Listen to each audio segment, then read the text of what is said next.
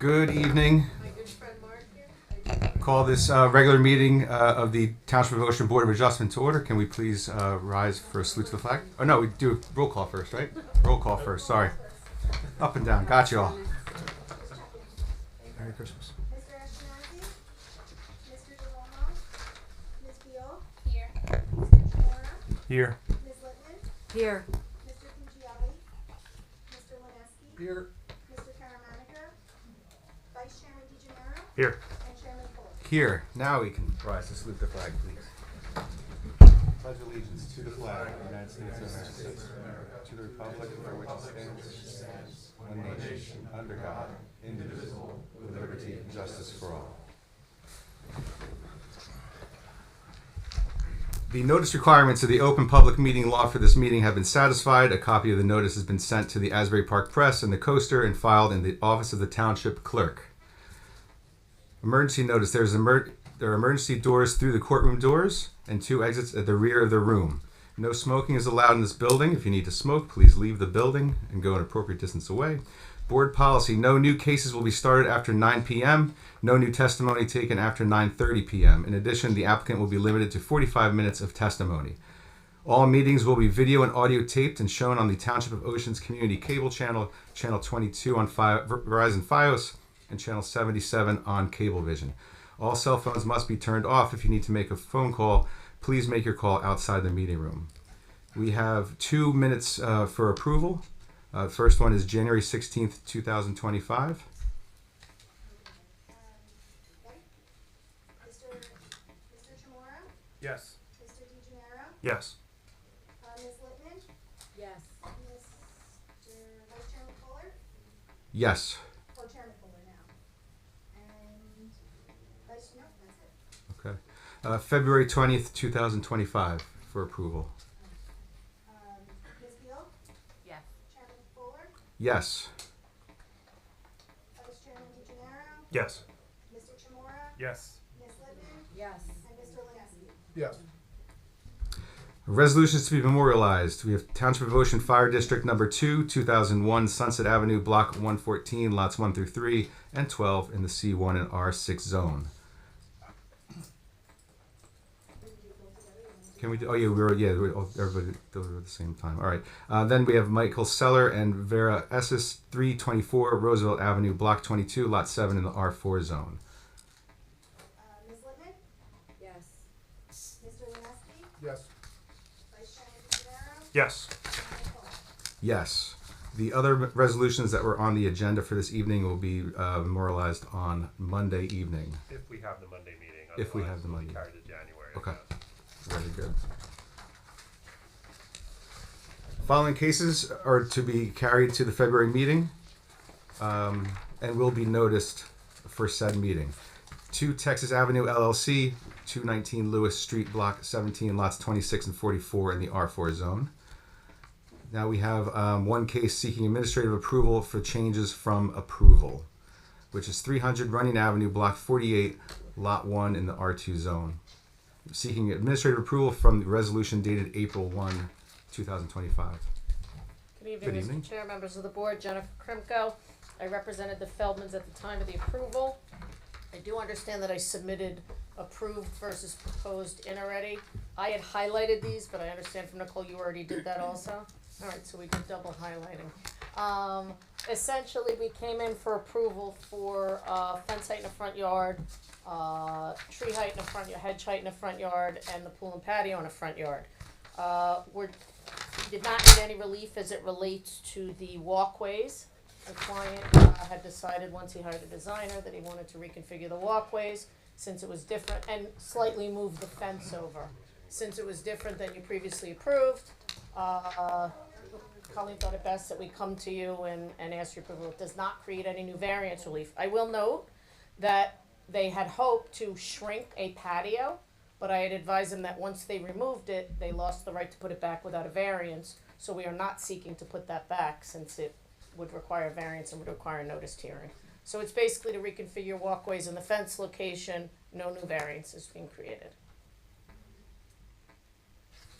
Nothing would prevent them from just building a smaller patio, right? Yes, it would. Oh, they have to It's in build. a front yard. It's Okay. within the front yard setback. Had I known it was coming out, I would have told them not to, and I would have had them maybe update it rather than rip it out and replace it, but it was already gone by the time Oh, gotcha. I found out about it. So essentially, they're just, and as I explained to Colleen, and I understand her sending it back because you don't want to come out and say, well, that isn't what we approved. But essentially, if we did all the work, we could then just go and get a permit to do this work. It doesn't require any relief. Any questions for anyone? I have all this wasted paper. Anyone have kids who color? No? Okay.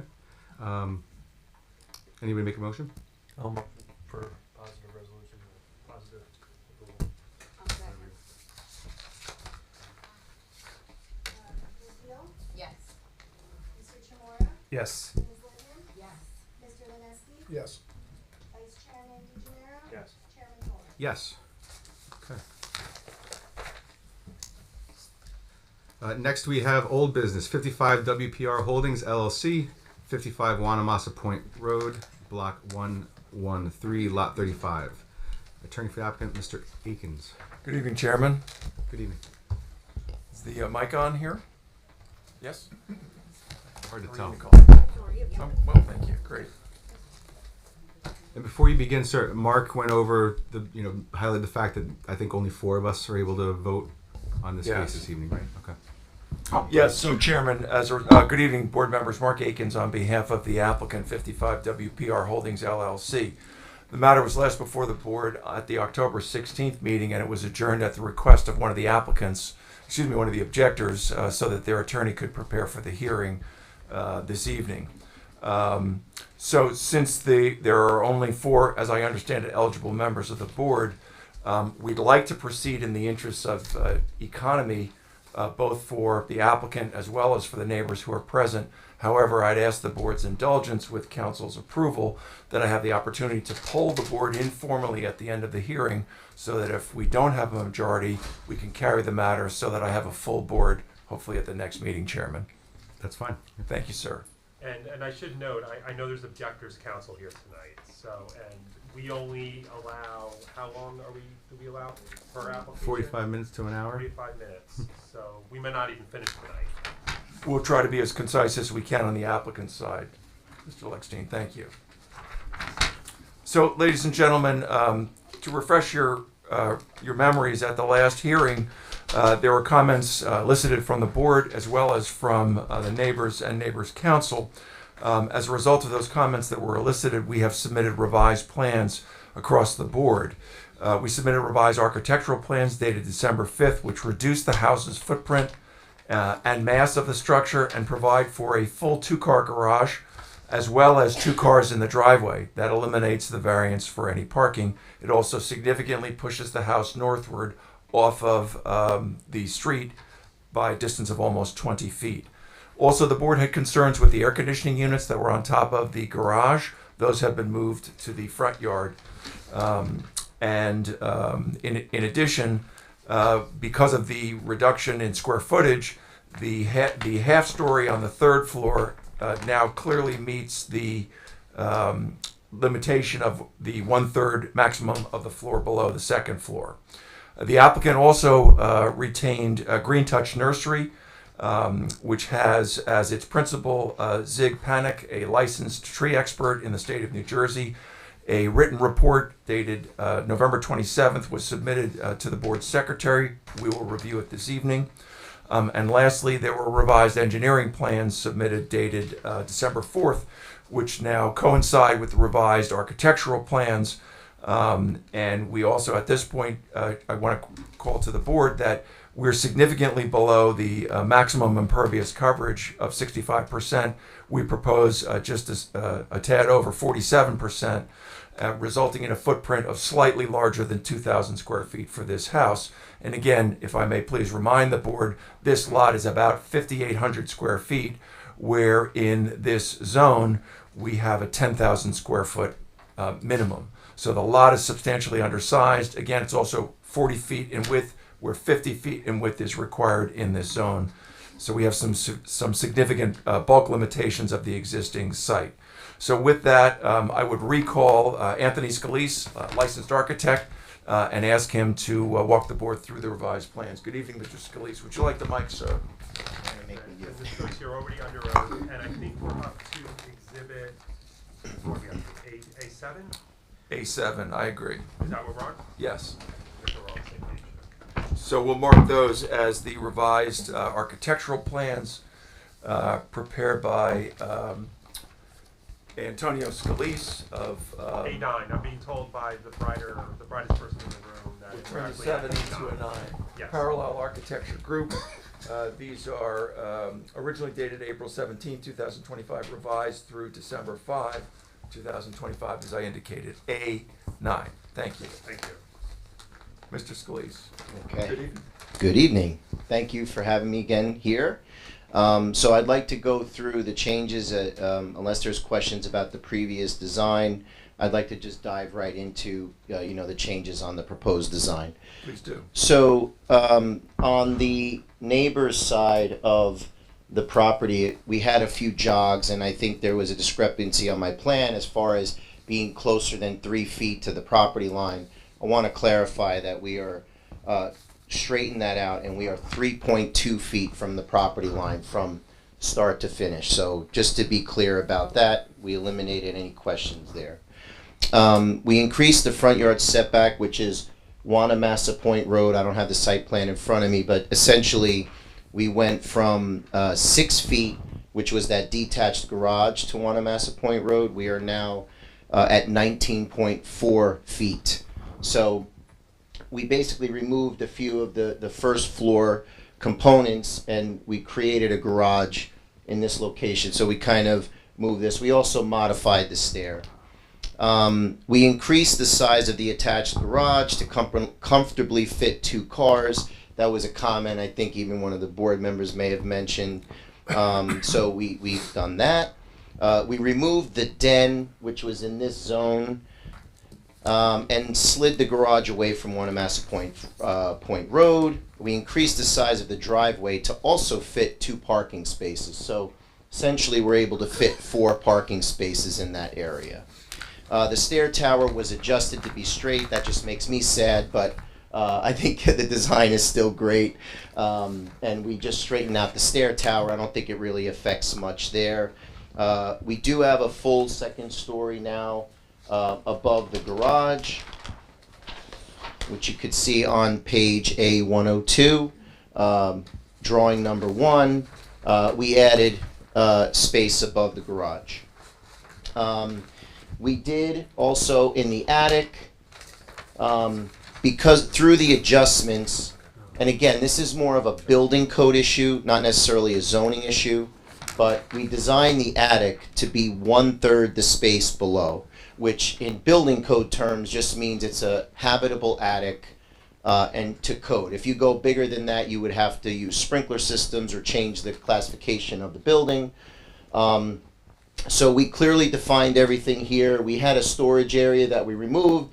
Client thought about it, said, you know what, I'll put a bedroom here just to have it study. And then there's an open area near the stairwell. We have a new total number of bedrooms. We have 5. And that's, really effectively the quick down and dirty of the changes of the building. Thank you. Chairman, board members, no further questions of Mr. Scalise. Any other questions? So you didn't look at moving the building away from the property line more than 3 foot 2? We discussed it. I think there's some challenges in that. We're trying not to be too close to the roadway, and I think just for a few reasons, aesthetically and just functionality, it was better to keep it by 3 feet. And you still have the basement, though? Yes.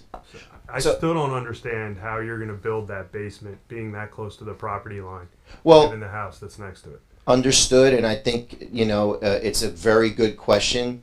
I will tell you that, we discussed that with our client, and through some good engineering, we will make sure that, we're not touching, obviously, we're getting into another building code issue that's going to create it's a little bit challenging, but I think we can get a basement to work here. the concern I have is that your builder's gonna get out there, whoever it is gonna attempt to do this, and the building's not gonna end up where you say it's gonna end up, and you're gonna be back in front of us again. And until I'm honest, this is my honest opinion, I don't think you can do it.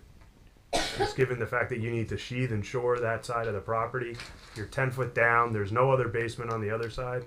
I mean, you really need to bring somebody in who can prove that you can do it. Well, what I would say in that regard is it's probably very easy for us to ask and obtain, and the board could certainly condition any approval on obtaining a temporary construction easement from the adjoiner to the east.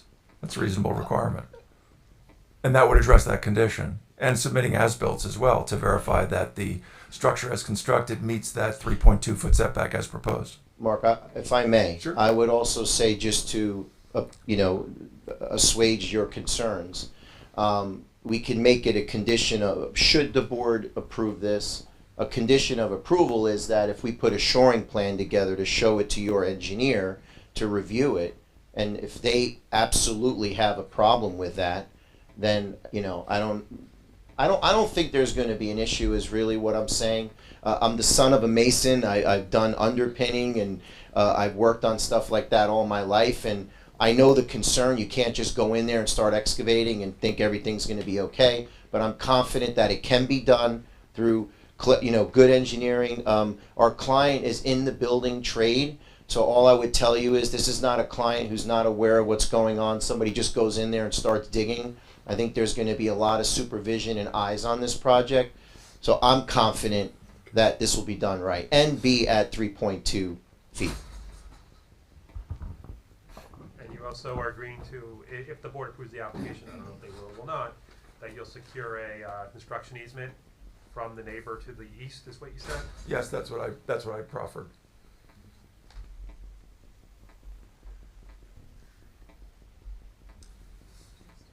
Any more questions from the board? I like what you suggested, Mark, did you? A shoring plan. The shoring plan, yes, I have. We that would down. stipulate to that as well. Yeah, They would need to do that anyway. I mean, it's a fair question, and it's just being smart and safe. And Any Thank you. questions from the public?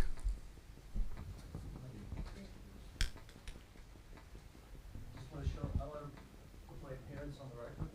I'm Dennis Galvin. I was substitute. Come on up. I'm sorry. If you could speak into the microphone. Yeah. I'm Dennis Galvin. Sure. My name is Dennis Galvin. I'm with the Galvin Law Firm. Tonight I'm going to be filling in for Ron Gazarowski. That's a tough act to follow. And I do have a question, if that's all right. Do you need any more information? You got enough? Right? Okay. I have a very simple question. What's the square footage of this building? The habitable space. You can give me the garage and the habitable space, or so the first floor is is this on? oh, did you turn that off on me? That's not right, guys.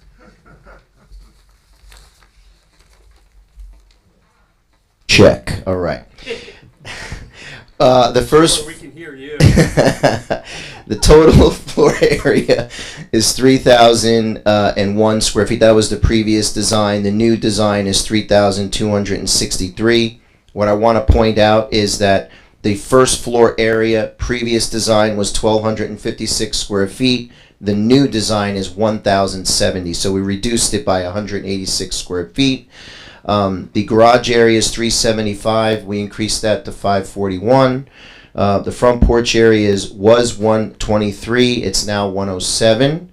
And the total floor area is 3,263 based on the second floor change. Okay. Are there any other did you look at any of the other houses in that area, or that's beyond your responsibility? We know what the context or the fabric of the neighborhood is, yes, but I didn't size or do any square footages of every other home there, no. Okay. You thought that was a size that was common? All day long, yeah, sure. Okay. All right. Yeah, I've done a lot of Well, houses. Still tell us. So, Okay. I disagree with you. But thank you. Great. I appreciate the answer. Thank you. Thanks. Come on up, sir. All right, sir, I'm just going to Hi swear you again. in, okay? Do you swear, raise your right hand, about to give will be the truth, the whole Mr. truth, Scalise, and would the truth? you could sit, Mr. Scalise. And Yes. just state your name for the record. Richard Virgilio, V as in Victor, IRGILIO. And your address. That was your last time. Hold it, it'll come back on. Yes. 14. See, you did it again. We're doing it on purpose, we just don't want you guys to talk. 1409. We have to get it on the tape. Yeah. It just died.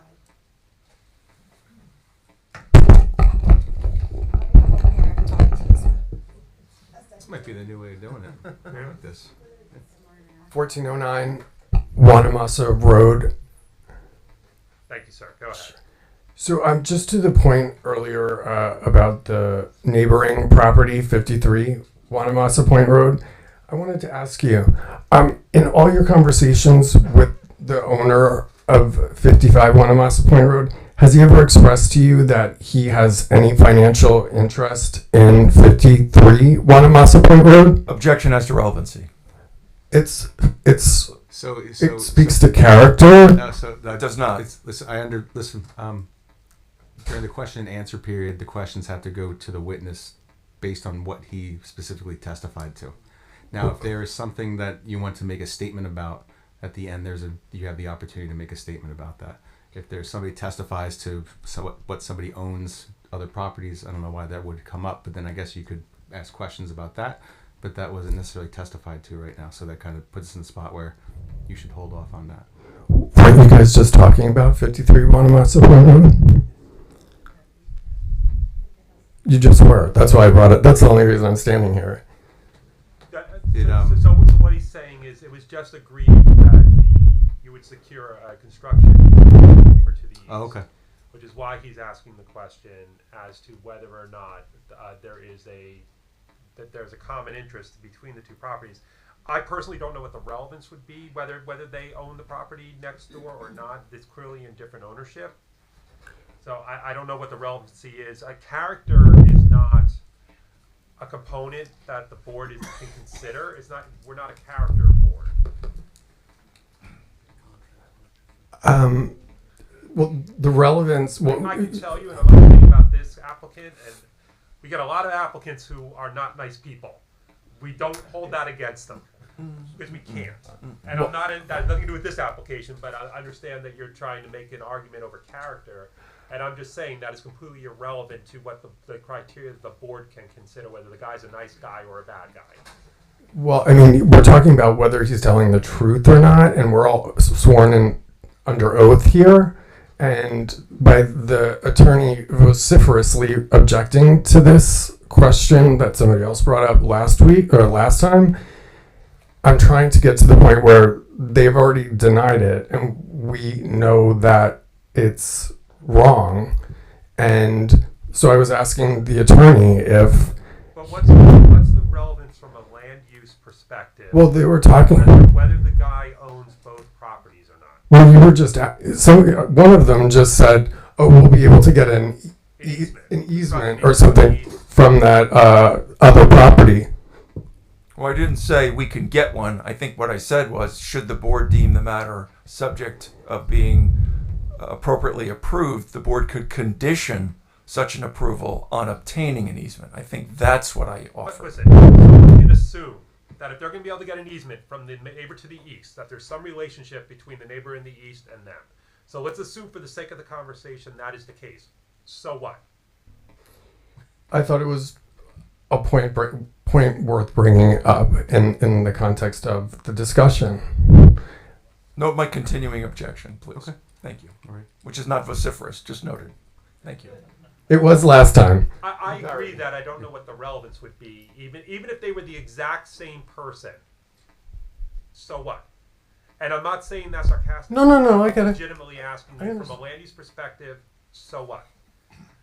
I thought it was relevant because they were talking about it. I mean, Okay. so what? I mean, so I thought it was relevant Okay. since it was referenced. I mean, I'm going to instruct the board that there is, unless someone can advise me what the relevance is, it's irrelevant from a land use perspective whether there's commonality between the ownership.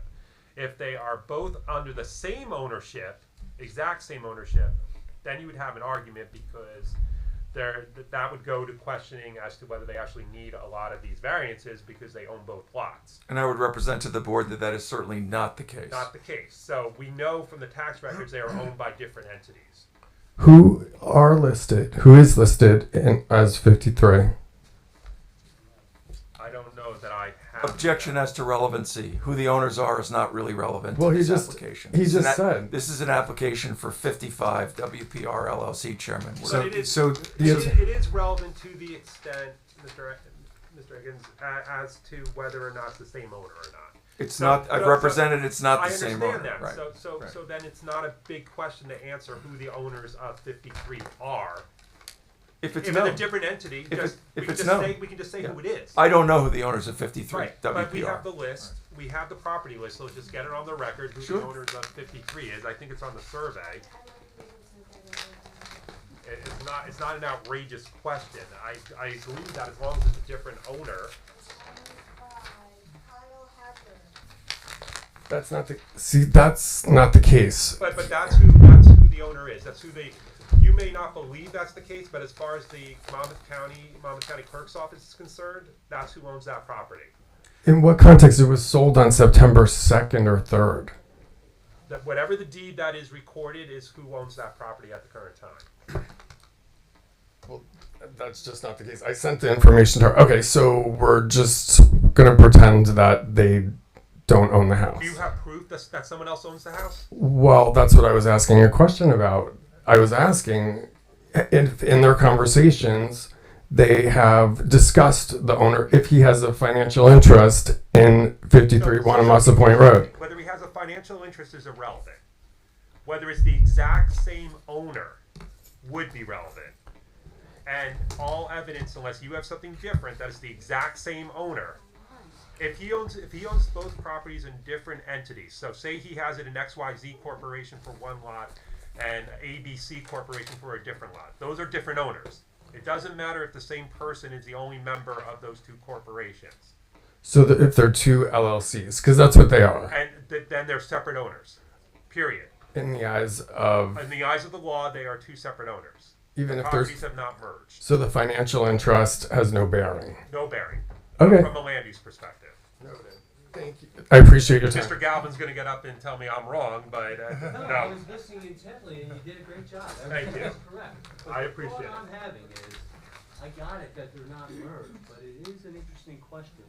If both those properties are somehow under the control of the same person, then you're making an argument that it's another size lot, and we can't acquire any other additional land. It does kind of compromise your argument that they don't have sufficient land to make those,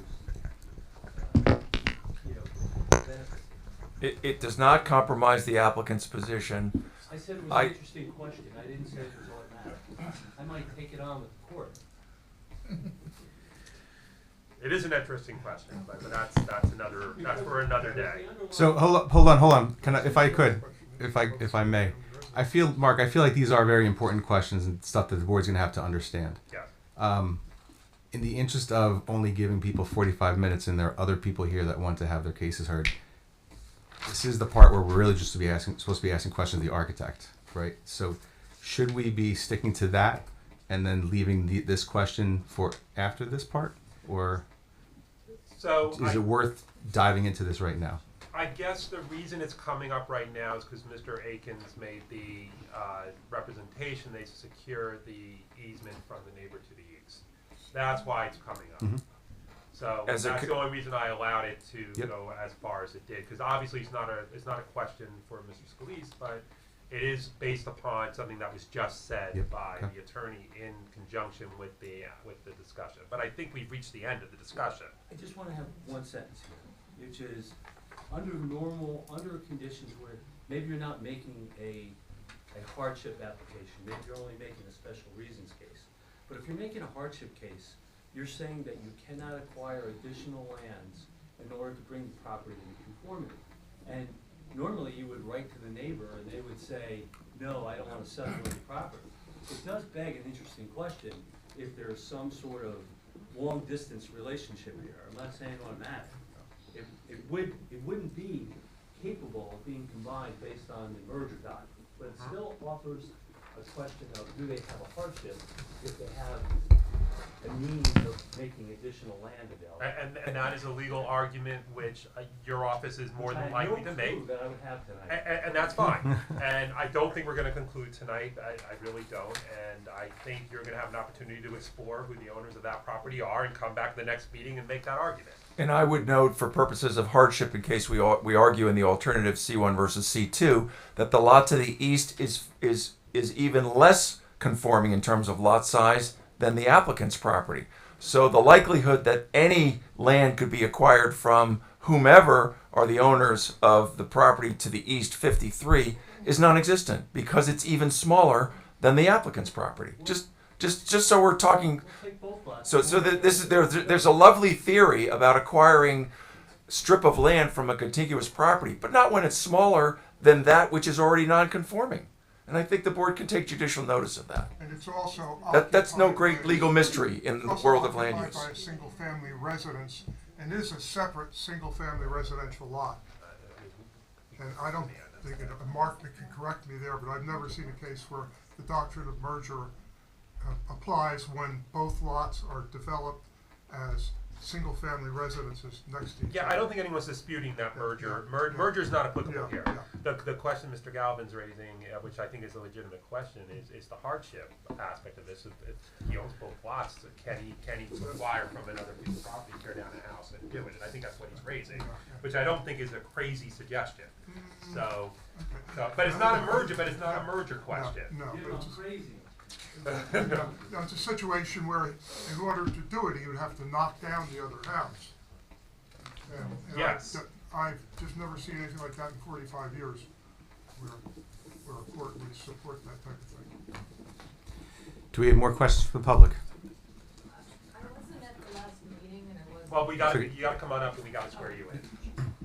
And just to Mr. Fuller's point, the chairman's point, is this a question now for the architect? We should probably get Well- back on point on that. It vaguely, I wasn't here at the last meeting. I'm sorry. Oh, I got a mic. Because Thank if you. you're not asking, if you're making a statement that's not about what the architect I will has only defined ask to- my one sincere question. Okay, I'm going to swear you in. Yep, hold on. Let me right hand this. You swear your testimony you're about to give will be the truth, the whole truth, nothing but the truth, so help you God. I do. And what is your name? Jennifer Erdos, 1412 Camp Can you Avenue. spell your last name? ERD as in David, OS as in Sam. And your address again, I apologize. 1412 Camp Avenue. Go ahead. Okay. My one question, because I wasn't at the last meeting and I apologize, is about sewer capacity, flooding, bathrooms, and basements. So that So brings. before you ask the question, is that something that your architect would be handling? That or would be have the another- engineer. That'd be an engineer, so we're gonna ask you to hold your question until the Okay, engineer comes. not a problem. Any more questions from the public? Okay. Thank you very much, Mr. Scalise. Okay, applicant now calls Zig Panic, licensed tree expert in the state of New Jersey.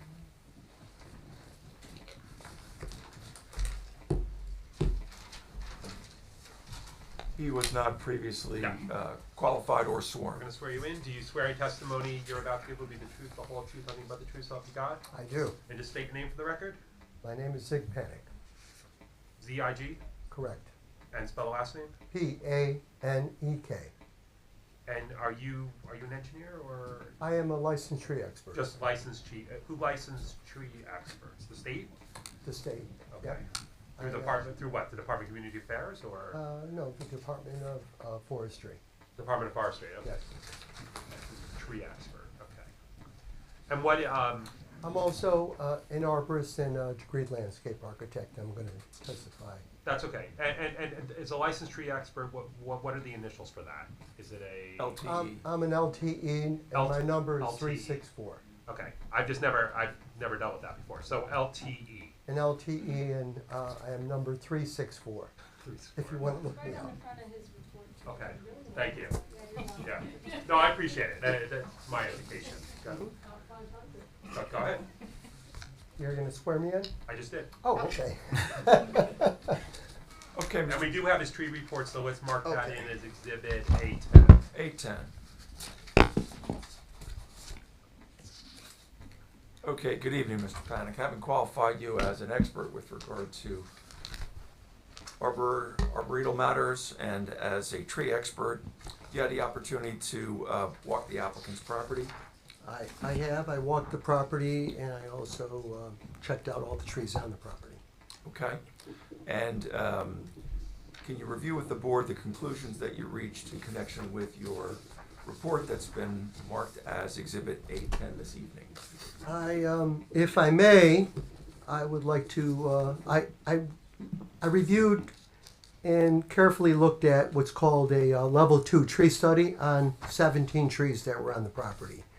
And if I may, I could go through each one of those trees if it benefits the public and the board. Well, I think there were significant questions last time that the board and members of the public had as to the forestation, if you will, on the property. So let's go through them. Okay. Tree number 1 is a willow oak, and it was under 6 inches, so I didn't do a review on that. Anything under 6 inches is kind of get a pass on it. It's not considered a structural tree. Number 2 I looked at was a wild black cherry, and that tree was dead. And it's a vine covered tree. I had a close look at it. It had a major cavity in it, and the tree was dead. And it's close to the street. It's right on the corner. It's also has power lines out there. I would, something like that, I would recommend the immediate removal of it because it is a hazard. Number 3 was a mulberry tree. It had a DBH of 10.5 inches. Half of it was already dead, and it had numerous dead limbs in it. And the tree was also close to the property border, and it was also growing in the power lines. And many of the trees on the site were in the power lines, and as most people know that deal with the power company, they're not very good tree trimmers. They really do more damage to the trees and eventually leads to their demise. And this tree is one of those trees. It's I consider it a hazard and unsafe. It also is a hazard to people walking on the sidewalk. In a lot of cases, those limbs will fall off without warning. It doesn't need a storm or heavy rain or wind. It could just fall at any time. And there is a sidewalk there that people use. Although the sidewalk's a mess, most people do use the road, as I observed. Tree number 4 is another wild black cherry. That's dead. And the wild black cherries, by their nature, they're a native tree, but it's pretty much a pioneer species. There's a few trees that are the first to grow, but they're also the first to die. And these trees have a lot of problems with them. They are great for birds for a while, as far as the little small cherries do, but the tree is also a dead one. Needs to be removed. Tree number 4 is a box elder. It's a native tree, and unfortunately has an awful lot of problems with it. Also growing in the power lines. It had numerous dead limbs in there. Box elders are also a native tree, but it's a good fast-growing tree. But fast-growing trees also die quickly. I also would mark that tree as a hazard and unsafe, also because it's also growing into the power lines and leaning heavily into the sidewalk. Tree number 5 is a blue spruce. It's 40 feet tall, but unfortunately it's got what's called blue spruce canker. And when these spruces, by the way, the blue spruce should not even be grown in New Jersey. It's a cold area tree. They're great in upstate New York. It's a very common tree in Maine. It does terribly in New Jersey. It's really too warm for it. It's got canker on the tree, and it will die. It has numerous dead limbs in it already. It has to be removed. Number 6 is a chestnut oak. It happens to be one of the 2 large species trees, but unfortunately that tree and I observed it a few months ago, and my report shows red arrows on there a few months ago when I first went to the site, and you'll see the remnants of it.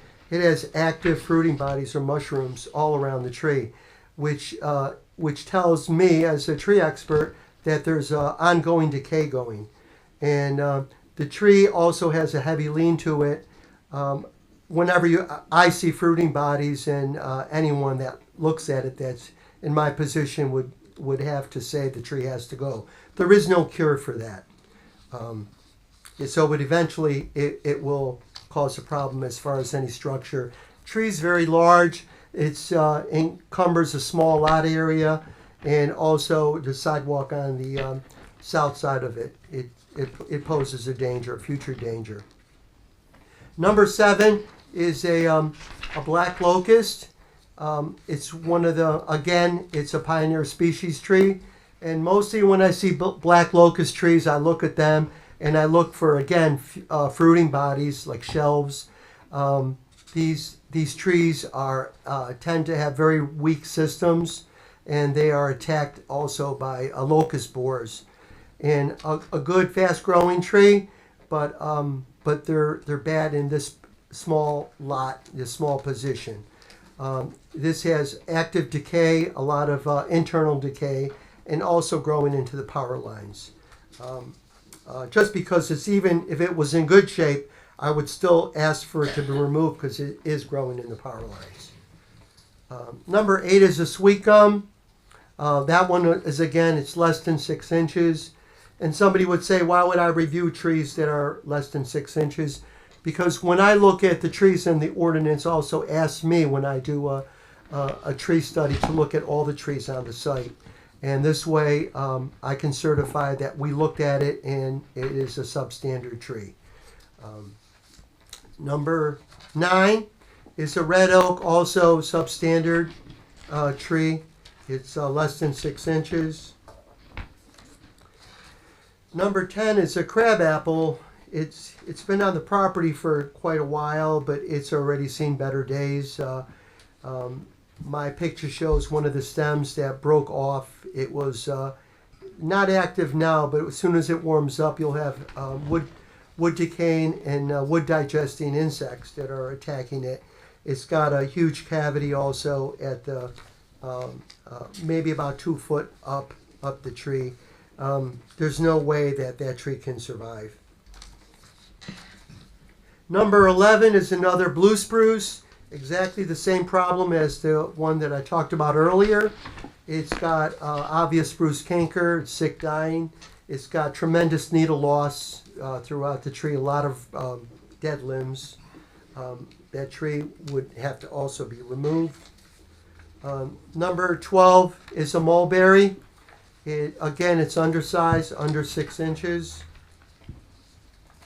Number 13 is another black locust. Now what you're going to see that I'm talking about is a lot of these trees they're self-sown. Nobody planted them. They're basically pioneer species. Birds planted them. They're windblown. Insects will attack these trees. And again, this is one. It's a 2-liter tree. One of the leaders broke off at an earlier time. It's got a basal cavity. It's, again, a short-lived tree. On this piece of property, the only thing that I've seen that was taken care of was the large oak tree in the front. So limbs had been cut off as they were growing into the home itself. Other than that, none of the trees didn't show any kind of care. Number 14 is another locust. This tree is close to the water line. It's already popped out of the ground, and eventually it's going to fall into the lake. It's a real hazard, and it has to be removed. There's no saving it. You wouldn't want to save a locust anyways. Number 15 is right next to it with the same problem. It's falling over. It has to be removed. Number 16, that's the only really good tree, and unfortunately, nature planted it in the wrong spot. It's 5 feet from the foundation of the home. it's in the critical roots zone, which for people that don't know, there's a certain area around the tree that if the roots are cut or trampled on or disturbed in any way, it doesn't help the tree at all. Actually, it makes it sick. In the construction, being that it's so close, they'd have no choice to either drive over those roots or to cut those roots. When they have to put the new foundation in, also you're going to be cutting what's called anchor roots. These are roots and that really they grow all around the tree and they hold the tree up. So not only are those anchor roots going to be cut, there's no way of saving them. All of the limbs and the branches that are on the side of the new construction would have to be elevated all the way up, because not only would they be hitting the structure, but they're also overhanging the roof. It's unfortunate because it's a beautiful tree, and I only wish it was growing closer to the lake and it would have been preserved. But in my opinion, there's no way to protect or preserve that tree. The lot is much too small. So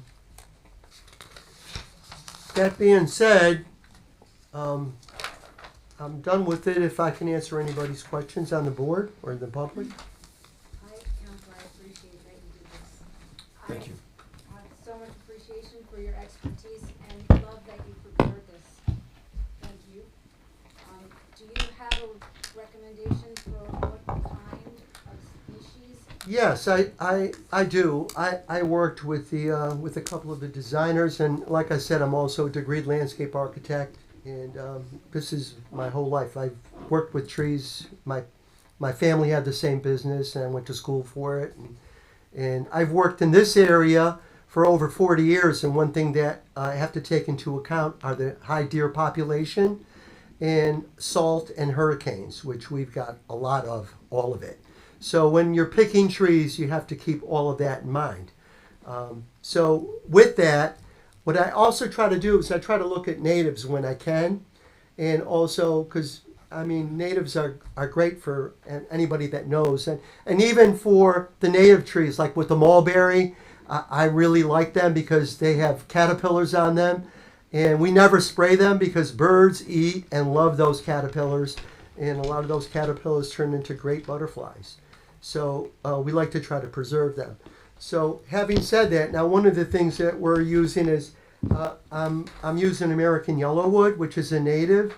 It's a great tree. It really is underused in the state, and I'm working with the local forester in town, and we're trying to change some of the varieties. We're trying to get away from oaks and some of the maples because the oaks right now have an awful lot of problems, and there's so many of them.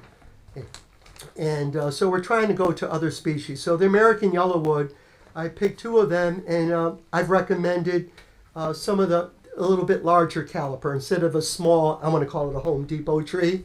So we have a really good tree, a little bit larger than what the ordinance calls for. So instead of a 2.5 to 3 inch, I've recommended a 3 to 3.5 inch yellowwood. And if you look that up, it's got beautiful, beautiful blooms on it. They sort of look like a wisteria, but white. And there is also a pink variety, and they're also fragrant. It's an amazing tree, totally underused. I'm using another Japanese Zelkova tree, and it grows more of a fastigate tree. It's the canopy is really contained, more like a soldier type. The problem, not the problem, we have an undersized lot, and I'm trying to get sufficient amount of trees to replace the ones that were removed. So we can have large canopy trees. So I'm using at least 4 of these. I'm trying to fit 5 trees on there properly so that we can get the canopy replaced, but without overwhelming. Plus the fact that people driving by, we want to take a look at the water feature. And this allows you to give shade, a little bit of canopy cover, but plus it's not going to block the view of the water. I'm using a magnolia brown bracken. It's a southern tree does very well because of the salt exposure, and it's also it takes all the hurricanes that we have down south. That's one of the few trees that survived that kind of a beating between the salt and the winds. And it's also a very beautiful tree. The blooms on there are quite large. They can get to be between 4 and 6 inches across. Really quite a beautiful tree. Japanese maple, I'm using 2 of those, a Bloodgood. We use them for the color and the fact when I treat those, I prune them in a Japanese style because it is a Japanese tree. And what I mean by that is I keep the inside of the tree quite open and so you can see the structure. Because part of the beauty of a Japanese maple is not just the leaves, it's the form. And it gets to be very vigorous. So what I try to do is an arborist, I open that up. And then I'll also recommend that to the owner. And I know the owner is quite into trees and the beauty of it. So he will maintain that look. And the last tree that I'm recommending for the site is a crepe myrtle, a white crepe myrtle. And again, that will take the salt air. It's a beautiful tree. It blooms in the summer when nothing else is going to bloom. And it'll stay blooming for about 3 months. And I think in that neighborhood is very special. And trees and colors are what we look for. And I know the owner that was his main concern. And those are the crux of the trees. And we're looking at 11 large replacement trees. Thank you very much. Any other questions? Any questions from the public? Come on up. Okay, we can make a little line over here.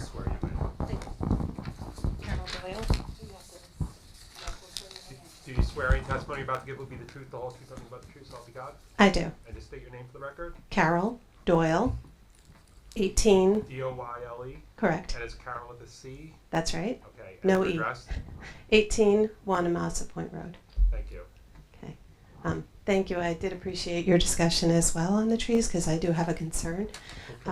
And so the one part I missed though is the willow oak that you mentioned. Is that dead also, or is that? No, it's not dead. It's undersized, and it's actually the first tree, and it's growing right up against the foundation of the garage. It would have to go for the 2 reasons. It was undersized, plus it would eventually affect the structure. Although the garage is going to go, in that particular case, I would nix that tree right off the bat. Yeah, I think as the amount of water absorption of those trees. I'm sorry? The amount of water absorption, because you're taking a lot of trees down. I guess I had a concern or a question. What's the net result of taking down all those trees as it relates to water and flooding on the corner? We're going to replace, you have to understand here, just got a list. Here's what we're taking down. We're going to take down 4 that are undersized, 2 that are dead, 9 that are defective. So we're only looking at 2 trees really that are meaningful in that lot. So if anything, when we put these trees in, they're going to benefit any kind of water situation. Okay.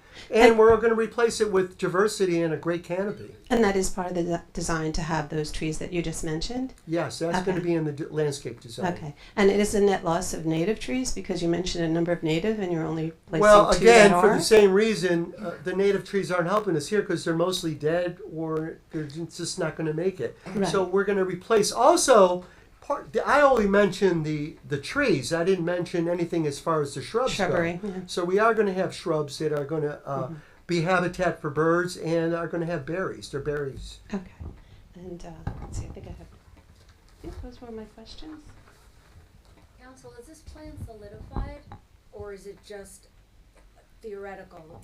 No, there is a landscape plan. And you're going to utilize it and follow it? So the landscape plan will be provided. We wanted to cover with the testimony the offering of the trees to be removed. Yeah, I only talked about trees. I didn't talk about the landscape per se. I'm sure there is one. I just didn't want to be in a situation where you leave and then your client decides to only put in half of them. No, there would be a landscaping plan. Prerogative. Yeah. Following up on Lisa's question, a landscape plan was submitted as part of the application. And just listening to Zig, clearly that's not the plan that you're going to be proposing. It's going to be supplemented through the testimony, yes.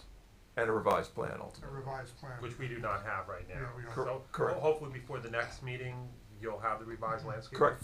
First, we're talking about tree removal, then we'll talk about supplementing the trees and new landscaping, correct?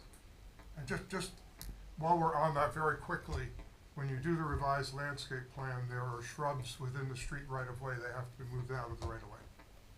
So we noted that, and one of the things that I often see in my experience is that where they're not an encumbrance or an impedance to traffic or to site distances, that oftentimes the municipality will allow those shrubs or even improvements to remain as long as they hold harmless as offered by the property owner to the municipality. Now, I know that's a governing body issue and not the planning board, but I offer that as certainly if the board wants the landscaping closer to the house, it can be, but typically it's parallel and proximate to the street and the cartway, which has a better, from my experience, from my very limited I don't experience. disagree with that. Right, And it's just, aesthetic I defer to appearance. Mark as to whether or not the board has the Right. authority to actually improve that. Again, I would suggest that would be, if the board wanted the landscaping to be proximate to the cartway and the edge of the right of way, rather than closer to the house, that could be a condition of approval for us to then pursue with the governing body, the hold harmless to allow the landscape. Why don't we wait until you submit, at the next meeting you prepare, I suggest, Right. we're No, gonna I- have one more member of the public speak, Right. and then, Mr. Chairman, we're over an hour. Yeah. So. And we're grateful for the time, everyone. Yeah, Thank so you. what I suggest is before we come back at the next meeting, you have that landscaping plan, so it can be reviewed prior to the next meeting. Yes, but to Mr. Higgins' question, that would be the answer to resolve that, that conundrum, shall we say? Yeah. And I apologize, just one more quick question. Are any of the trees within 50 feet of the lake that you're taking down? Because I believe that you have to get an approval from, or my understanding is you have to get approval The from only ones, state. we have the two, we have the two black locusts, and you can You see the said they picture were- that I have. They're actually falling practically into the lake. Okay. I mean, the client has agreed to remove them because of the safety situation. But if we have to leave them, we'll leave them. But I don't see the reason for that. Yeah, I just wanted to make it known that I believe there is something Yeah, with those the would be those DEP black you need to locusts have that I spoke approval. of, Yeah. number 14 and 15. Okay, thank you. Thank you very much. Hi. So allow me to swear you in? I was sworn in last I'm time. just gonna swear you in. Sure. Do you swear your testimony you're about to give will be the truth, the whole truth, nothing but the truth, so help you God? Yes. Just state your name again for the record, Robert Torrance, Torrance, and your address. 1310 Garvin Avenue, Garven. Thank you, go ahead. Now, there are two mature trees that are between the sidewalk and the curb of the street. Is that correct? Those trees would not be on the applicant's property, though. Okay, but my question was, did you assess those trees? Or I actually did. Those are street trees, Yeah. and it's in the purview of the town. Mhm. And I actually have photographs of them, and it's lifted the sidewalk. And those are silver maples, and quite frankly, they should not really be planted as street trees, but that's not in the purview of this application. The applicant doesn't have the legal authority to Yeah. take them down, so we defer to the township in that Right. regard. But you don't have any intention of asking the town to take them down at this point? Not as part of this application. But you also said that when you're doing construction around trees, it's important that you protect the root system of the trees. So would it be important to have some type of plan in place to protect those trees if they're going to remain during the construction? Those trees, Yeah, they're- in my opinion, we would, there would be some sort of protection. Normally, we would put up a protection fence, but again, that's in the town right away. We would have to have permission to do that. But it would be important to try to protect those trees if those trees were going to be saved. Well, When you my say- opinion is I would take them down. It's not, again, it's not in my purview. Mhm. I would strongly recommend the town remove that and replace those sidewalks. They're dangerous. They're all lifted. It also affects the curb, and I know it's underneath the road as well. So my experience with silver maples is they should never have been planted, and no tree committee actually uses them. They're not on a tree list. Do you have those photos? I do. Mr. Panic, of I those do. trees, just so the board members can see what we're Yeah. talking about, kind of pinched between curb and sidewalk and under sidewalk, not on the applicant's property. Can I? Can we mark these, Mr. Lechstein? I think we're up to A11. A11 and 12. Thank you. And what are they? A11 and 12 are color photos of the silver maples between the broken up curb and the deteriorating sidewalk. I'll mark the one with the car as A11, and the one with this lesser version of the car as A12. Did you take these, Mr. Bennett? I did. When did you take them? I took those, I have to look at my report. I'm gonna guess. Recently? Oh, yes. Right. Yeah. Just, Right. probably 2 weeks ago. And do they fairly depict the existing conditions? Exactly. I tried to get it as best I could to show the sidewalks and the root system, the problems that it was causing. Could you show them to council and then to the board members, please?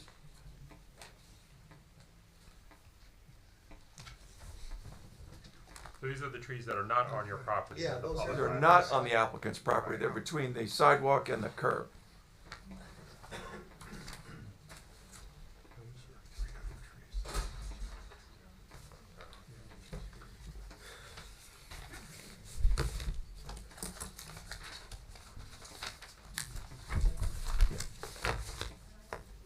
Yes, yes. Yeah, you have to.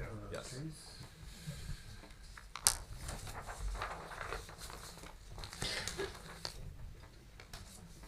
So, Mr. Chairman, if there are no more members of the public, I would just suggest that we've been over an hour on this application. And I believe the next meeting date, Nicole, January 15th. Okay, I have one question before we do sure, that. I'm So, sorry. no problem. So, looking at those sidewalks, does the applicant plan to replace those sidewalks? If the board requires, or the board engineer requires them to be replaced, that certainly makes sense to us. They're obviously in a very highly deteriorated condition. Again, I defer to Mr. Panic with regard to the viability of those Of the silver trees, maples yeah, but even that if the are trees there. were, let's say the trees weren't there, or the Yeah. trees had fallen down or something like that, is it already in the plan to replace those sidewalks? Again, typically as a condition of approval, the engineer reviews the condition. If the engineer requires it, it's a condition of approval, and the applicant stipulates to So it's replace not those something sidewalks. you would ask for. Right. You're So, just, so we.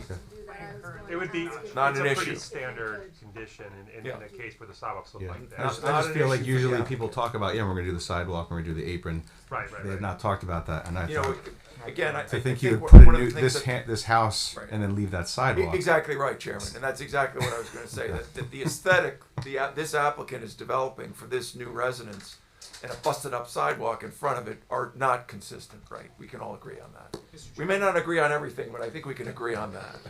Right. Mr. Chairman, the plan currently does not show replacing all of the sidewalks in front of the property along Camp Avenue. You have existing sidewalk there. There is some utility work for new utility services going to the house, which will require removal of some portions of sidewalk. Right. So if the board wants to require that the applicant does the entirety of the sidewalk, that type of work is already being done, so it's not an unreasonable request. And not viewed by the applicant as unreasonable either, so that's fine. Okay. I have a question, if I may. If we're gonna replace those sidewalks, those trees obviously have to be removed, and whose responsibility? Would it be the applicant or the town? Because those are street trees, they don't belong to the applicant. Well, you need permission from the town, but I'm assuming the town would want you to remove the trees. So with the governing body's consent, or if that's Right. done administratively, Mr. Eckstein, we'll take care of that. Yeah, I mean, that's the governing body, that's out of our purview. Right.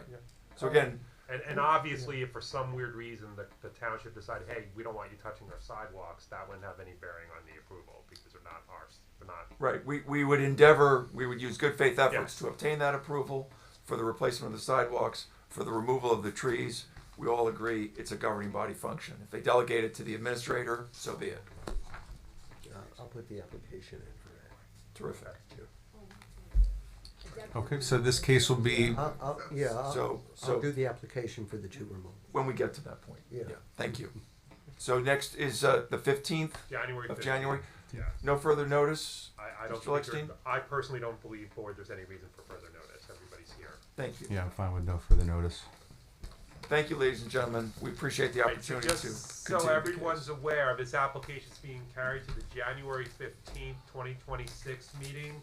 Without further notice, you will not receive any further notice. If you want to be heard in this application, be here in this room at 7 p.m. on January 15th, 2026. Thank you. Good evening. Happy holidays. Thank you. Too. Thank you. Thank you for that presentation, Council. Thank you.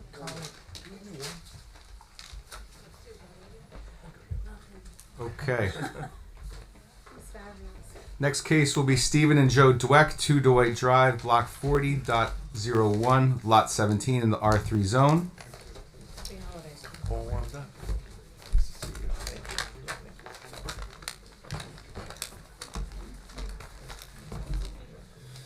The applicants are seeking permission to construct a 1-story front addition, 2nd-story floor addition, covered rear patios, in-ground pool with equipment, uncovered front patio, and driveway.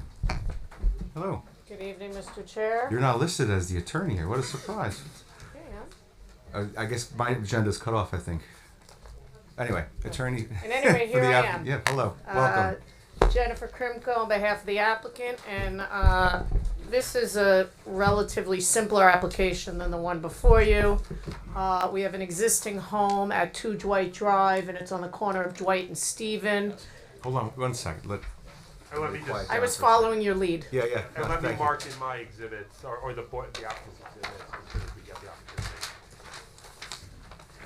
Okay, so we'll mark in as Exhibit A1 the variance application. Exhibit A2 will be the survey. Exhibit A3 will be the plot reading and variance plan. Exhibit A4 will be the architecturals, and then have the following board exhibits. B1 will be the zoning officer's report. B2 will be the board planner's report, and B3 will be the board engineer's report. Thanks. And again, Jennifer Krimko for the record. And I just have 2 more exhibits. A5 is just an aerial that I downloaded from Google Earth. Actually, not from Google Earth, Google Maps, I should say, to be accurate. Just to put it in context.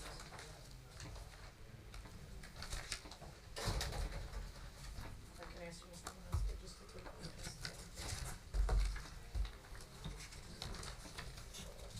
And then A6 is just a close-up of that, and it's really just to see the rear yard of the neighbor behind us, because as you're going to hear, we do need a variance for a pergola off the back of the house.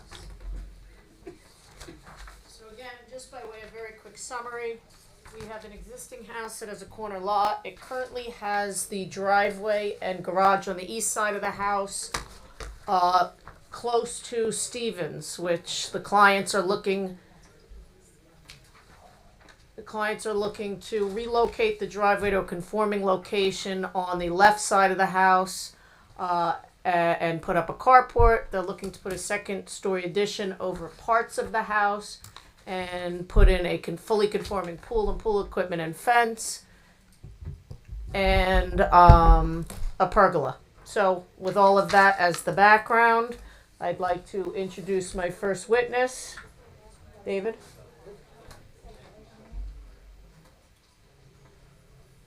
We'll have David sworn. He'll share his qualifications, and we'll start discussing his plot plan. All right, sir, do you swear in testimony you're about to give will be the truth, the whole truth, nothing but the truth, so help you God?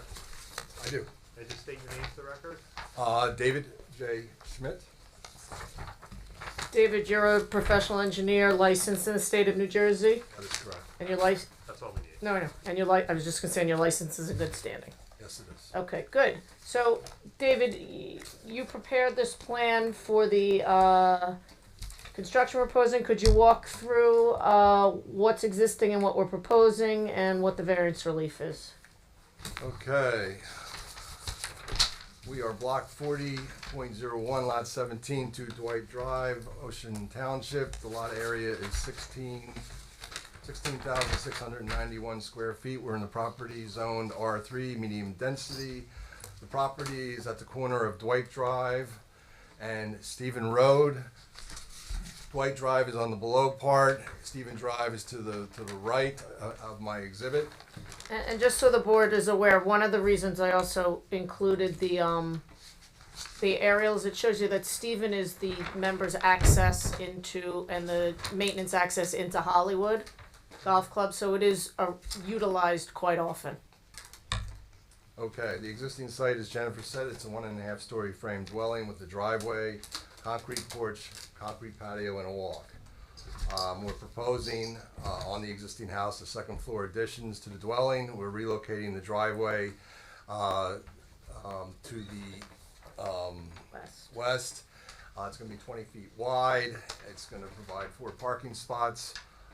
We believe it's a better location away from the intersection. We're also providing a carport, a pergola, covered porch, pool and pool equipment, pool, patio, and shed. Okay, just to interrupt you for 1 minute. Sure. We originally got a report from Jim with regard to the driveway, and he felt it was not functional in the way it was, and he asked us to widen it and move it further from the house, which we did, and it remains conforming, and I wanted to point that out. And It's still conforming 5 feet from the property line. RSI is 18, he's going 20, that's fine. So, David, I'm just gonna walk you through some of this. So the building coverage is proposed at what? 2845. Okay, and, Feet. no, you mean 20, the building coverage, right, but the building coverage proposed is 22.62%, yes? That's correct. Okay, and the max is 25, so we're under building coverage. That's correct. And we are also under lot coverage by about 10%. That is correct. We're at 3583. So we have the pre-existing variance of the lot area. The existing house front setback is non-conforming, is that correct? That is correct. And what is the front yard setback and what are we proposing? I'm sorry, what is the front yard setback and what's required?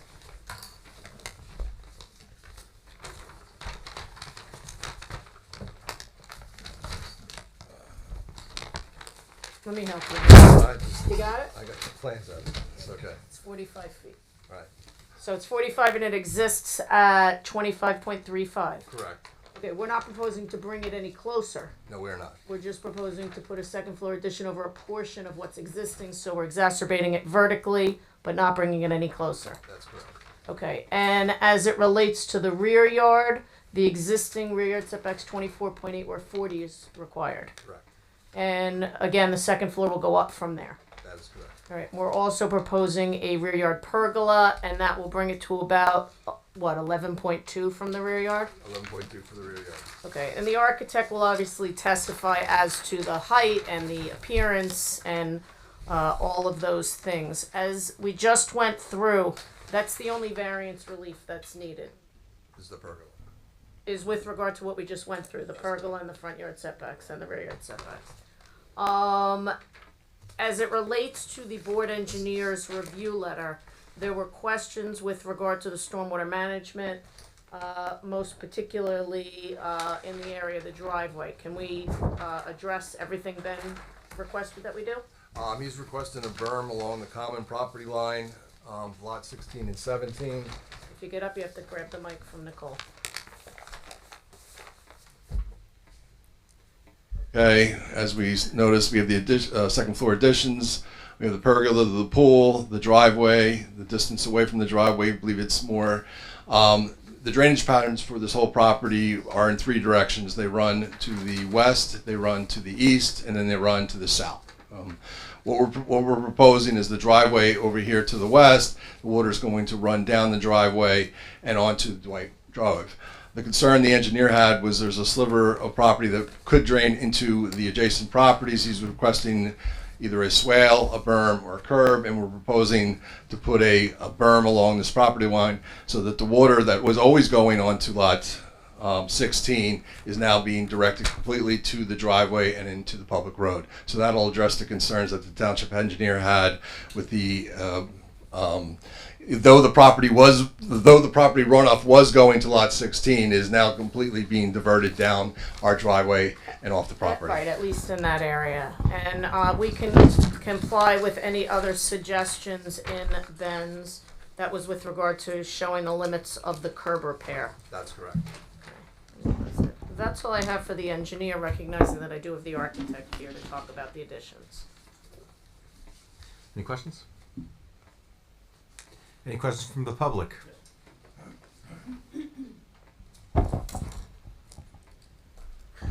Sir, let me throw you in. Do you swear in testimony? I'm counsel For whom? for Arlene Tarabor, the owner of Ford Dwight, And the you property are? next. Daniel Himmelman. Oh, you're Daniel. Okay. Long time no see. That's right. Himmelman. Okay, and I'm sorry, your client's name again? Arlene Tarabor, the owner of the adjoining property. Mr. Himmelman was kind enough to call me and let me know Yes. he'd be coming, and we were able to talk, so thank Ms. you. Krimko and I had an opportunity to discuss this. I do understand that they're willing to berm and possibly curb the driveway so that the water is not going to be, there's more pervious coverage now that they're installing that driveway on that side of the house. The concern, well, my question for the engineer would it be advisable for a dry well to be along that line as well, or the berm would be sufficient? The berm is, it's 2,000 square feet of runoff. We're well under the lot coverage, and the berm will divert the water that was going onto their property. So it's going to probably, the design that we're proposing is going to be better than what it is currently. Okay. And would it be advisable to have any shrubbery along that line? Because that driveway will be essentially adjacent to the driveway on the property next door. It would soak up some of the water. It would provide privacy between the two properties, with the garage and the garage abutting each other. That would be up to the Well, operator. I would request that the applicant be willing to do that as well. We would be glad to. Okay. We'll be glad to. They'll be glad to. That's all I have. Thank you. Thank you.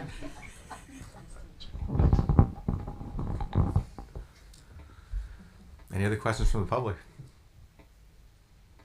Okay, seeing none. Thank you. And Alan Zimbler. Thanks, David. Dave, you want to take your stuff? No, you're good. Run while you can. Good evening. Mr. Ewan, do you swear your testimony you're about to give will be the truth, the whole truth, and nothing but the truth, so help you God? I do. State your name for the record. Alan Zimbler, Zimbler, ALAN. And I know you're a registered architect, but you're still in good standing? I sure hope so. Okay, good.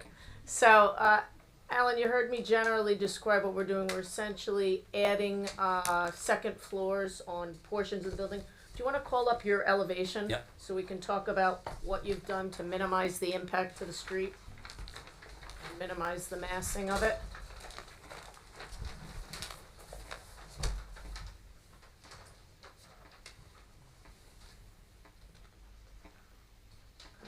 So unlike many times when applicants come before, we're not looking to add a full second story. Oh, you need the mic? Did Dan take it? Okay. Okay. We're not looking to do a full second story, just in two sections Correct. of the home. Okay. And in those areas, it's just going up vertically. It's no closer to the street. Correct. And then to the left, we're doing the pergola. Not the pergola, I'm sorry, the carport.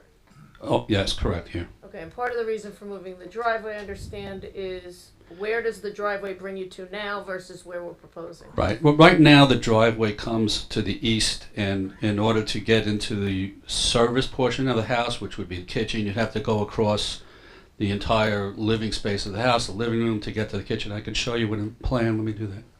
Well, the driveway's That's conforming, okay. I just We want to believe you. explain to the Yeah. board why. Well, that's what I'm just saying. So that putting the driveway on the west side would make it more useful to the service portion of the house, which is the kitchen areas, which is also on the west side. So it's more appropriate for the driveway, for the functionality of the home, to be on the west side. Okay, and as it relates to the pergola, if we could go to the next sheet.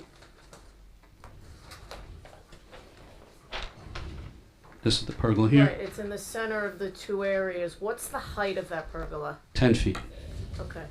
It's 10 feet or 14 feet? 10 feet. And good. That's even better. And what I moved in as A6 depicts the house behind us. And again, the area of the pergola is kind of over here in the center where the red line is. Yeah, correct. Okay. And there appears to be about a 6-foot fence in the neighbor's yard behind us. I don't know that for sure, but Okay. the site engineer So would. again, it would only be 4 feet taller Correct, than the yeah, fence that's right. there. And their patio that's up against the property line appears to be further to the east than where we're proposing. Where the this as pool well. is, correct. Right. Yeah. Okay. So in your opinion, is the pergola is really not gonna have much of an impact on them? Again, it's not a solid wall, it's really just an open roofed structure, so it's really, it has little visual impact, so to speak. It's not a large, as far as, it's maybe 10 feet high, but it's just a roof, effectively. Are there any questions for the architect? They're gonna put a canopy on top of the pergola, or they're leaving it open? It's envisioned now to just be horizontal members and be open. Do you have a rendering of it? I do not. I have just the elevation. It's a very simple structure. It's a standard pergola, it's just Correct. the, right. Yeah. It's just the posts with the Correct. beams across Right. the top. You're gonna redo the siding of the whole, all the siding on the house as part of the project? Yeah, absolutely. Right now, it's an existing, I guess, shake siding. There's some brick, but the plan is to renovate the entire exterior of the home, so it would be more appealing. I mean, we can't add these bulks or these portions of the house without making it blend together completely. So. What are the proposed materials for the exterior? It's siding. It might be fibrous cement siding or cedar siding. We don't have that It'll be determination. siding of some sort, we can't commit to the actual material yet. Exactly. Correct. Any other questions? Any questions from the public? Okay. That's all I have, Mr. Chair, and I would just offer that in light of the other matters that are coming up after this, and in the interest of time, based on the testimony provided and the lack of impact on any of the neighbors of the streetscape, and the fact that we're willing to address Ben's letter and add the trees for the neighbor, we'd ask that you vote in favor. Okay. Before you close, Mr. Higgins, do you have anything to say that wasn't addressed? No, I agree with the testimony. Mr. Matlick? Yeah, I don't have anything else. Okay. Any members of the public have any statements they want to make? Since we have counsel representing him, to have nothing? Okay. Okay. So then we'll close the public portion of the meeting. Do we have a motion for a positive resolution?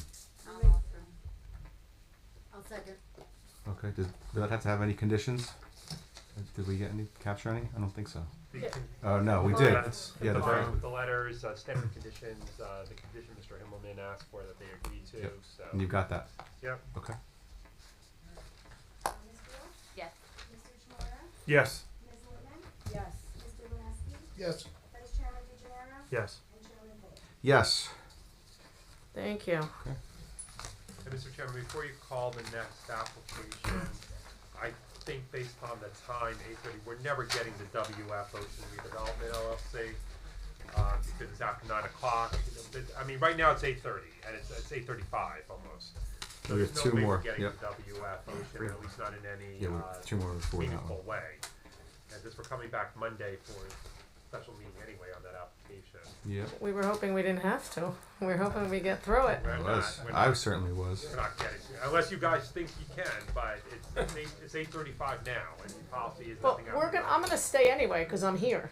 I have another one after this, so. I understand, Yeah. but there are two other residential applications that are gonna, I'm sure they'll take 15 minutes, at least 15 minutes each.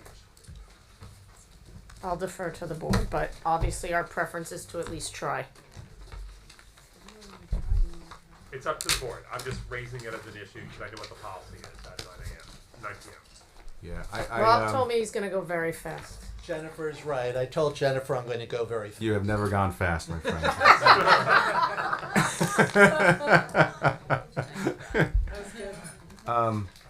So I'm torn. Do we have members of the public that are waiting to hear this application? I would hate to. I would just want everyone to know that if we. I know there are two members of the public. Yeah. So we may not get to it. Well, so that's why I'm suggesting if we make an intelligent guess that we're not going to get to it, Mr. Chairman, Yeah. the professionals are here, we should probably let them go and let the public go. That's But true. I leave Do that the to whole thing Monday night. I just do the whole thing Monday night, which will be the only thing on the agenda. Yeah. Yeah. What do you think? You fine with that? Agree. Okay. Okay. Yeah, we So have yeah. jurisdiction. Yeah, we know we're darn sure we're not going to get to it tonight. So. I really don't think Yep. we're going to. Okay. So. All right, so if anyone's here for the WF Ocean Redevelopment LLC application, that is being carried to the meeting on Monday, which is December 22nd at 7 p.m., right? At 7 p.m., there, you will not get any further notice, so please come back in this room at that time on Monday, and we'll see everyone then. No further notice is required.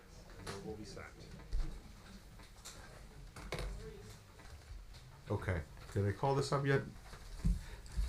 We have Jimmy and Barbara Levy, 250 Cliffwood Road, Block 25.31, Lot 1 in the R4 zone. Attorney for the applicant is Mr. Farber. Good evening, sir. Mr. Chairman, ladies and gentlemen, everybody, good evening.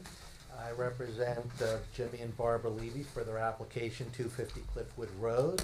I'm going to stick my neck out and say this is fairly straightforward and hopefully not problematic. We have a pre-existing non-conforming lot. It's non-conforming due to depth. It is not 100 feet as required in R4. It's 89.06.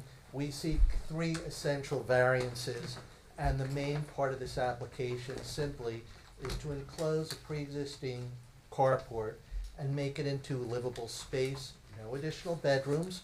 We're squaring it off, which furthers the nonconformity because part of the carport is nonconforming. Front yard setbacks, 30 feet are required, it's 26 feet as proposed. Rear yard setback, 30 feet required, 12.5, it's a corner lot. Finally, there's an ancillary structure that's supposed to be 5 feet, but it's actually at 4.9 feet, and we're going to seek a variance on that. Our expert tonight is David Feldman, a licensed architect of the state of New Jersey, been before you a zillion times, and I'm ready to proceed when you are, if you would like the witnesses. I'm just going to mark in the exhibits that we have. Exhibit A1 is the application itself. Exhibit A2 is the elevation certificate.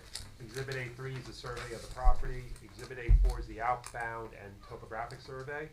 Exhibit A5 are the architectural plans. And then on the board's behalf, we have Exhibit B1 is the zoning officer's report. Exhibit B2 is the board engineer's report. And Exhibit B3 is the board planner's report. Those are all the exhibits. What are the dates on the reports, Mark? Because there are a series of them. On the board's reports? Yeah, I think Mr. Higgins issued 2 reports. And you All right, so I have the zoning officer's report is dated October 29th. The board engineer's report is 11/21, and the board planner's report is 11/10. Okay, I think you have the most recent, so I think we're good. Okay. All right, Mr. Higgins No, and Mr. Metlick. we don't do that anymore. Oh, okay. Let your experts. I present don't the show case. up for 3 meetings and look what happens. Yes. Okay. They're sick May of I hearing. call Mr. Feldman? David? John is right. All right, Mr. Feldman, let me swear you in. Do you swear your testimony you're about to give will be the truth, the whole truth, nothing but the truth, so help you God? I do. And just state your name for the record. David H. Feldman, F-E-L-D-M-A-N, Principal Architect of Feldman and Feldman, Township, New Jersey. All right, and your license is in good standing, correct, sir? Yes, it is. Great. That's all And we you need. are licensed in the state of New Jersey, just for the record. Yes, I am. As an architect, and you've been before this board about 24 times minimum? A couple. Rob, they accepted it. Oh, right. Jeff. Take yes for an answer. Come on, okay? Take yes for an answer. Come on. David, Mr. Feldman, can you please elaborate on what I said in terms of the non-conformity and what's proposed for this project?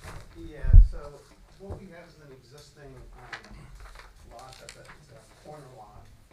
The lot area is 13,000 plus square feet, 10,000 is required, so that's conforming. The lot width is 155 square feet, 90 is conforming. 90 is required, so that's conforming. As the attorney pointed out, the lot depth is deficient in that 89.06 is existing and 100 minimum is required, so that's an existing non-conformity. The front yard setback, being that it's a corner lot, has 2 front yard setbacks. The existing front yard setback on Cliffwood is 19.5, where 30 feet is required, but that's an existing nonconformity. The existing house off of Redmond is 47.9 feet, which is conforming.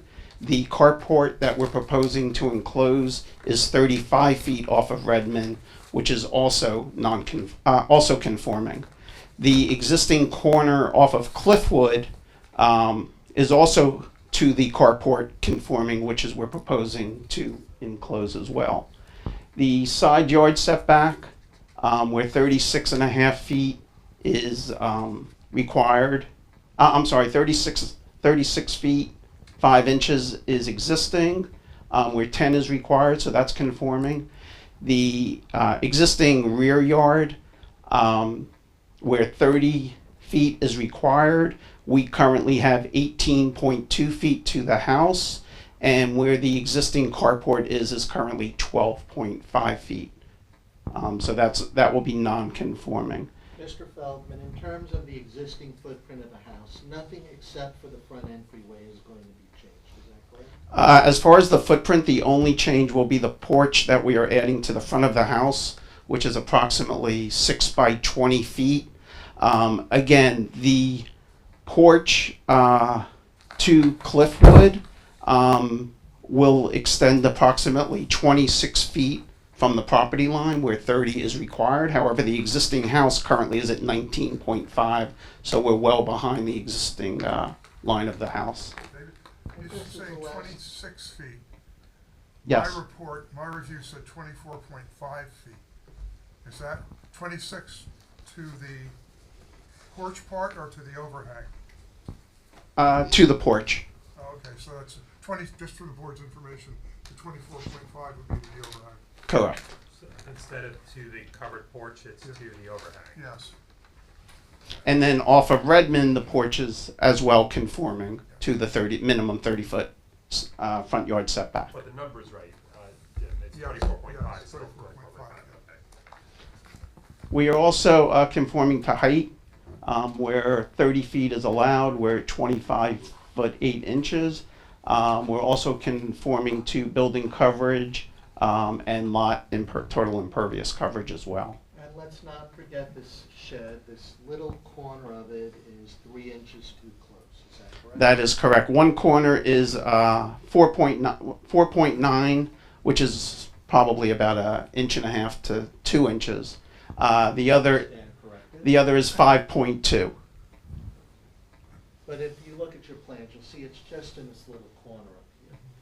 So, to recap, the only issues really are enclosing and the non-conformities that exist and the variances required are, with the exception of the front porch, all pre-existing. That is correct. And again, while we're enclosing the carport and it's not going to be a bedroom, the carport is, and that's an exacerbation because you are increasing the non-conforming. Nonetheless, you're not increasing the footprint. Right. As far as the use of it, which is off to the left of our drawing labeled P2, what we're proposing is to expand the existing dining room into the carport area, create a little side entry mudroom into the house, and then expand the kitchen into the a portion of the carport as well.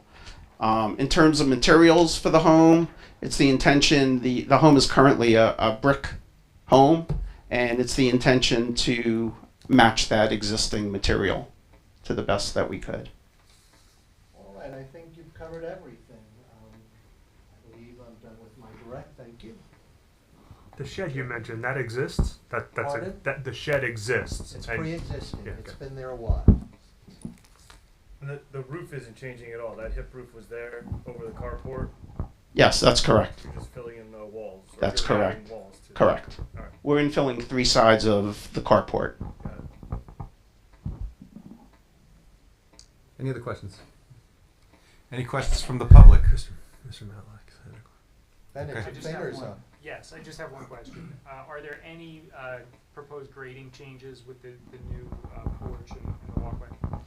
There is no proposed grading changes, and in addition, we will also ask by the township, because this is in a flood zone, to confirm that the house is in compliance, which it is. That's all I got. Jim, you have the shortest memo I've seen from you, I think, in a long time. I don't have any problems with it. Okay. Mr. Matlack, you have anything else to say? Yeah, that's it. Well, I'm hesitant to snatch defeat from the jaws of victory, so I think. Yeah, how many more witnesses do you have? Pardon? How many more witnesses do you have? Well, I have Mrs. Levy here, but I don't think you need her to Don't think so. testify that she promises it won't be a Yeah, bedroom. I don't think so. I guess You're you good? want to open it to the public, sir? Yeah. Any statements from the public? I see none. Okay. Look, I have to be done for Jennifer quickly, so if you're ready to vote and you want to, someone wants to vote on a resolution. Nicole, you ready? You good? Okay. So we'll close the public hearing. So Nicole is mouthing to me, and she is, and we normally do ask this question, do you want a deed restriction for to keep it from being a bedroom, the structure? Can you repeat what you just said? A deed restriction to keep that area from being utilized as an extra bedroom. Yes. I didn't hear anybody bring that up as a concern up here, but since you're asking, do we want that? Is anyone concerned that it could happen? We've been asking that a lot. Mr. Chairman, if I just may say, is that something that is now something you require in every application? I mean, there's no intention to do that here.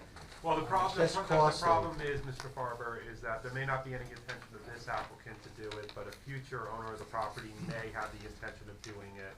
And if you're gonna represent to us that it's never gonna be used as a bedroom, then it's a safeguard for the board that it not be a bedroom, because it would then infringe upon the parking requirements and things like that. I'm sure my client does not have a problem with the deed. As I said, Ms. Littman, it's been 3 months since I'm here. Yeah, Look what no, happened. so, If you have Mr. Feldman walk people through the floor plan, I don't think there would be any concern that it's a bedroom. Yeah. Mr. Feldman, why don't you Where I walk was people thinking. through the floor plan? yeah, I mean. Pretty much impossible to do that. the- Yeah, go ahead. So just so we're all on the same page, we have put that restriction on a number of these, but those are in cases where we felt like there were a lot of bedrooms and there were clearly going to be additional ones, right? Attic I didn't spaces get that that. were I didn't used. get that Yeah. impression from this. So I wouldn't necessarily just I say, think- "Oh, just because we're going to do something, we need to say, oh, that'll never be a bedroom." I don't see the need That's for why it personally. I didn't bring it up, Yeah. but I thought it was a legitimate question, because it's something we have been Yeah. doing. I mean, if I may, like I pointed out earlier, the expansion into the carport is to expand the existing dining room, elongate that, and also to create a new mudroom / laundry room. Even though it has a door, it does not have egress windows, and then it has direct access into the kitchen. So, I mean, for it to be a bedroom, It could never be a legal bedroom. yeah, it's kind of awkward. That's the reason I never raised the issue. Would there ever be a parking issue, even if there were, No. there's a. Yeah, it's yeah. Never mind. I withdraw that question. So, it's not the intent for the for this owner to utilize that space as a bedroom, and personally, I think it's going to be kind of difficult down the road for somebody else. I mean, they wouldn't have a laundry area at that point. Well, I leave it to the board. I don't think we Yeah, did. I want to stay away from the idea that anytime somebody does something that we're going to say, and it can never be a bedroom, because it just doesn't really make sense to me. You're right, I think it's a absolutely case by dangerous. case. Yeah. You're right, I yeah. agree. Okay, so the public meeting's closed. We're ready for a motion. I'll move for positive resolution. I'll second. Ms. Gill? Yes. Mr. Chimura? Yes. Ms. Littman? Yes. Mr. Linsky? Yes. Vice Chairman DeGenaro? Yes. Chairman Bowman? Yes. Thank you very much. Have a wonderful evening, healthy, happy holidays, and New Year. 18 minutes to you. That was very fast. Wasn't 15. He could have been 15 if we didn't start I talking know, about bedrooms. I know, we were close. That wasn't his fault. You would have been under 15. Okay. That wasn't his fault. Yes.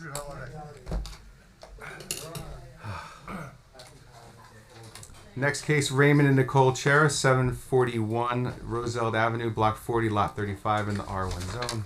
Attorney for the applicant, Jennifer Krimko. We might have had time.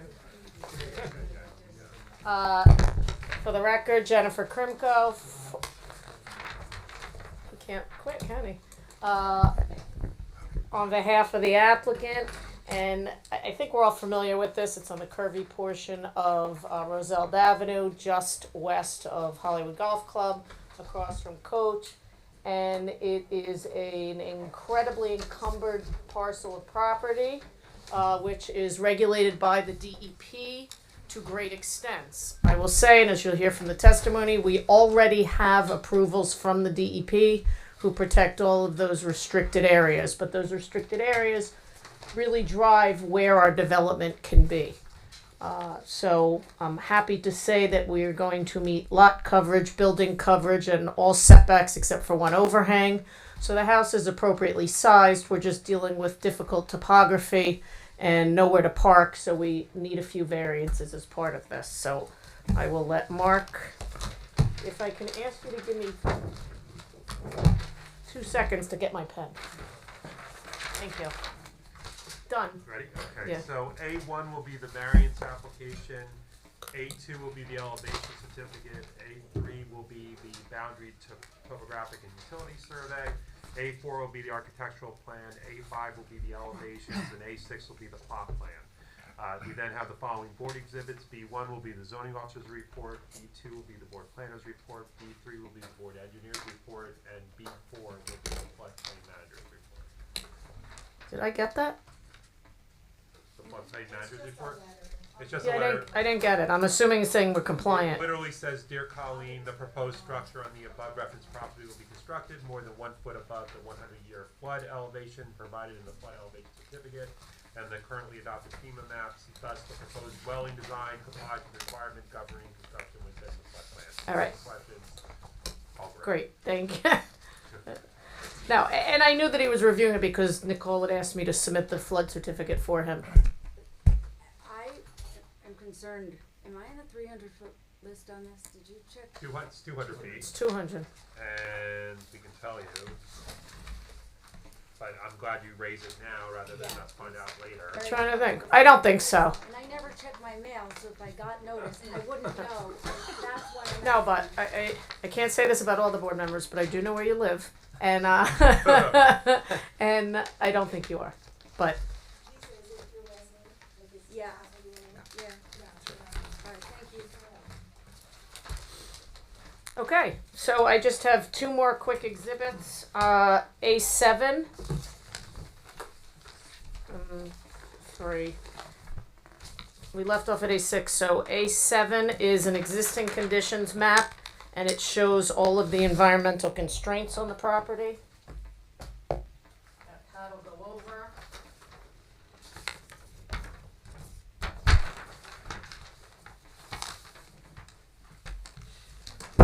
A8 is a neighborhood aerial overlaid with our proposed improvements, and as you'll see, we are in a very isolated area on the north side of Roselle.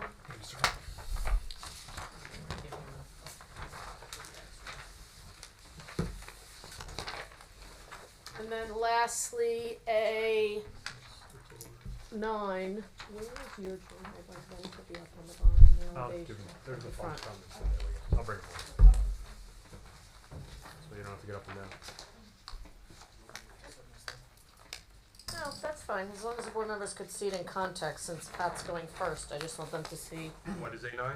A9 is just the proposed conditions color rendering. And with that, I just have Pat Ward sworn.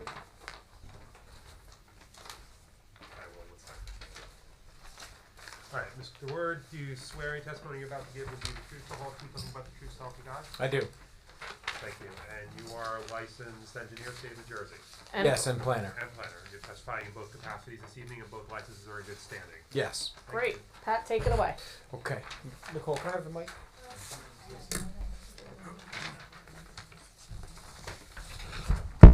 Okay. All right, so this is 741 Roselle. We're on the north side of Roselle, and we're along what's a stream called the Harvey Brook. Very unique property, kind of a unique location, but a lot of things happening here, and I really tried to do my best to make this clear, but there's a lot of lines and spaghetti that we had to contend with. We are and you'll see this on the neighborhood area. We're right at the intersection with Coach Drive in Roselle, so we're right across from the intersection. Behind us is the Hollywood Golf Club, and on either side of us is wooded areas of Roselle Avenue on the north side. So this property presents a lot of challenges from a DEP standpoint, and really I have a lot of lines on here, but I'll just briefly try to describe them and which ones are the most important.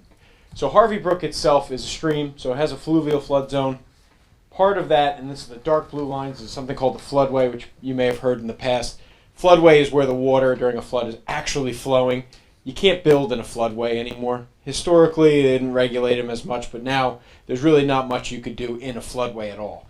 So we had to stay out of this big, heavy blue line, the dark royal blue. Just off the property now on the east side, there's a little triangle here that's green. That's a wetlands complex, and there's a 50-foot wetlands buffer from that. So that's another wrinkle. And then, of course, there's also... We really can't build in the buffer because we can't transition it since the wetlands aren't even on our property, so we're basically kept out of that area too. Right, yeah, we can't work in that little half circle. I'll explain, there's some existing improvements in there we could take out, but we're staying out of there with new construction. With the stream, there's a flood hazard area. There's the township flood hazard area or flood hazard elevation, and then the DEP takes it a step further. So we have two light blue lines that represent the flood zone on here as well. Because it's fluvial, we can't add fill, really add structures unless they're properly vented in that area.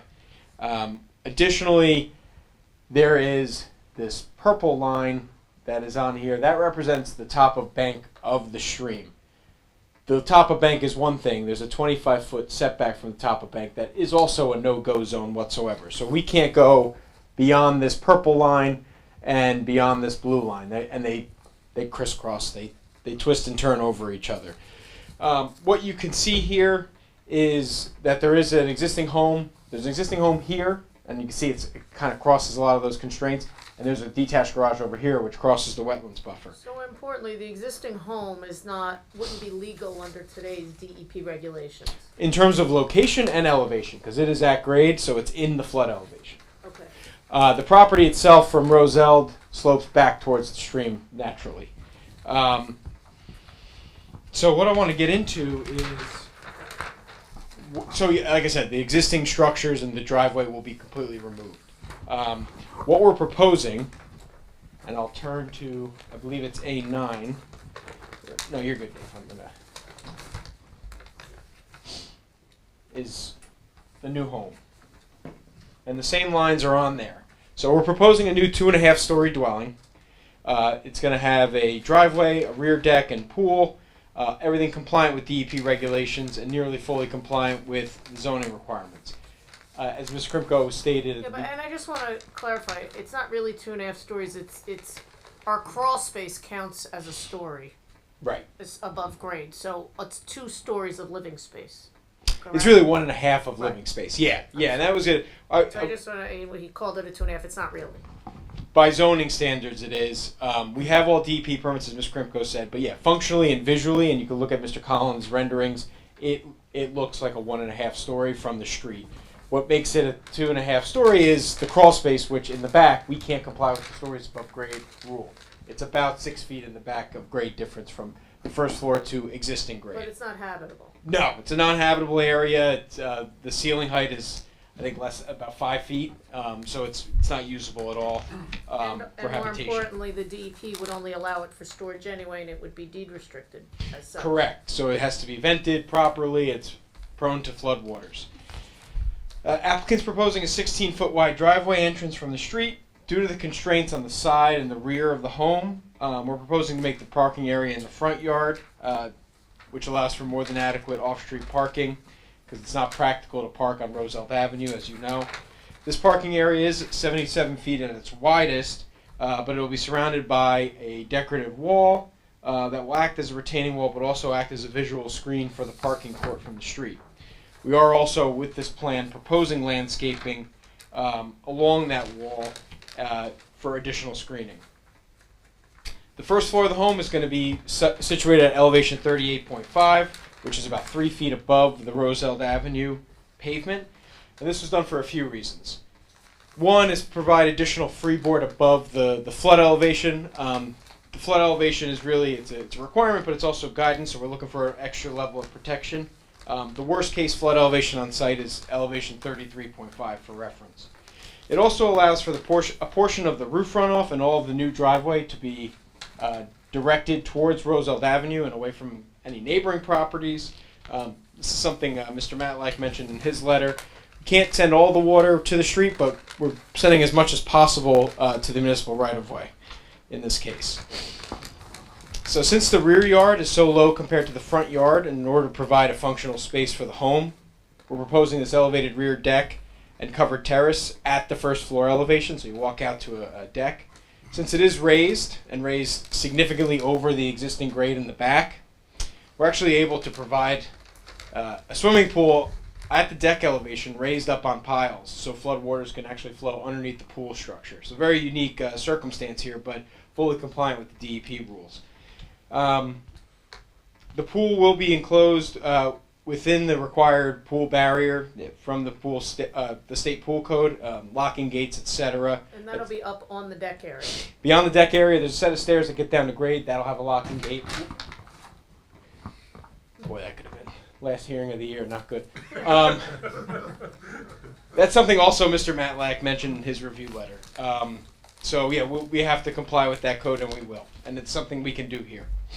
So in terms of the variance relief sought, we have a lot depth of, well, this is existing condition, but a lot depth of 46.5 feet where a minimum of 150 is required. You can kind of see this is a very unusually shaped lot. That lot depth is driven by this very shallow portion. Existing condition, we're putting the house in the deepest part of the property. The condition's not changing. In terms of a side yard setback, on this east side, you can see the white side yard setback line. There's a portion of this overhang, and it's an architectural feature Mr. Collins designed. It overhangs, and the setback is 18.43 feet, where that side yard is supposed to be 20 feet. But the building itself is at 21.6 feet. So an overhang is only permitted to extend 2 feet. It's a little more than that. I think more importantly, It doesn't extend more than 2 feet into the setback, but the overhang itself is greater than 2 feet. right, the physical from the wall of the house to the edge of the overhang. But we're meeting the intent, which is to make sure that nothing overhangs more than 2 feet, and we Right. don't. Yeah. Right. And the other thing is because of the angle that the house is to the side property line, only 4 square feet are actually in violation. Yeah, it's this very small And corner. realistically, no one can build there anyway because it's wetlands and buffer. Right. We also have a combined height of a wall or fence in a front yard, and that ranges from 4.5 feet to 9 feet, where a maximum fence or wall or fence height in the front yard is 4 feet. And the highest part of this is on this right side. So as I mentioned, the topography slopes off to the back. It also slopes to this wetlands complex. So in order to have the driveway meet the front door of the home, there's a drop off on this right side, and as you keep going further back, that drop off gets more and more significant. Combined height of a wall or fence in the side or rear yard, we have 10.25 feet to 10.66, where a maximum is 6 feet. Again, it's on this right side by the wetlands complex, where we can't really affect existing grades on that side because of the transition area. But nobody will see it. This is, yeah, and this is in an area where, one, we're landscaping it, but looking at the neighborhood, you can see that we don't have any receptors on that side, no neighbors. Let's talk in English. Let's not call our neighbors receptors. I said residents. But you can see here. Here's the golf course.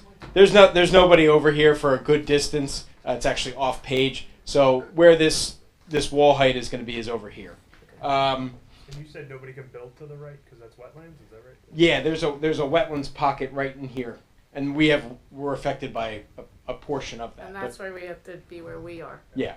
Because their wetlands, their wetlands buffer extends onto our property. Yeah.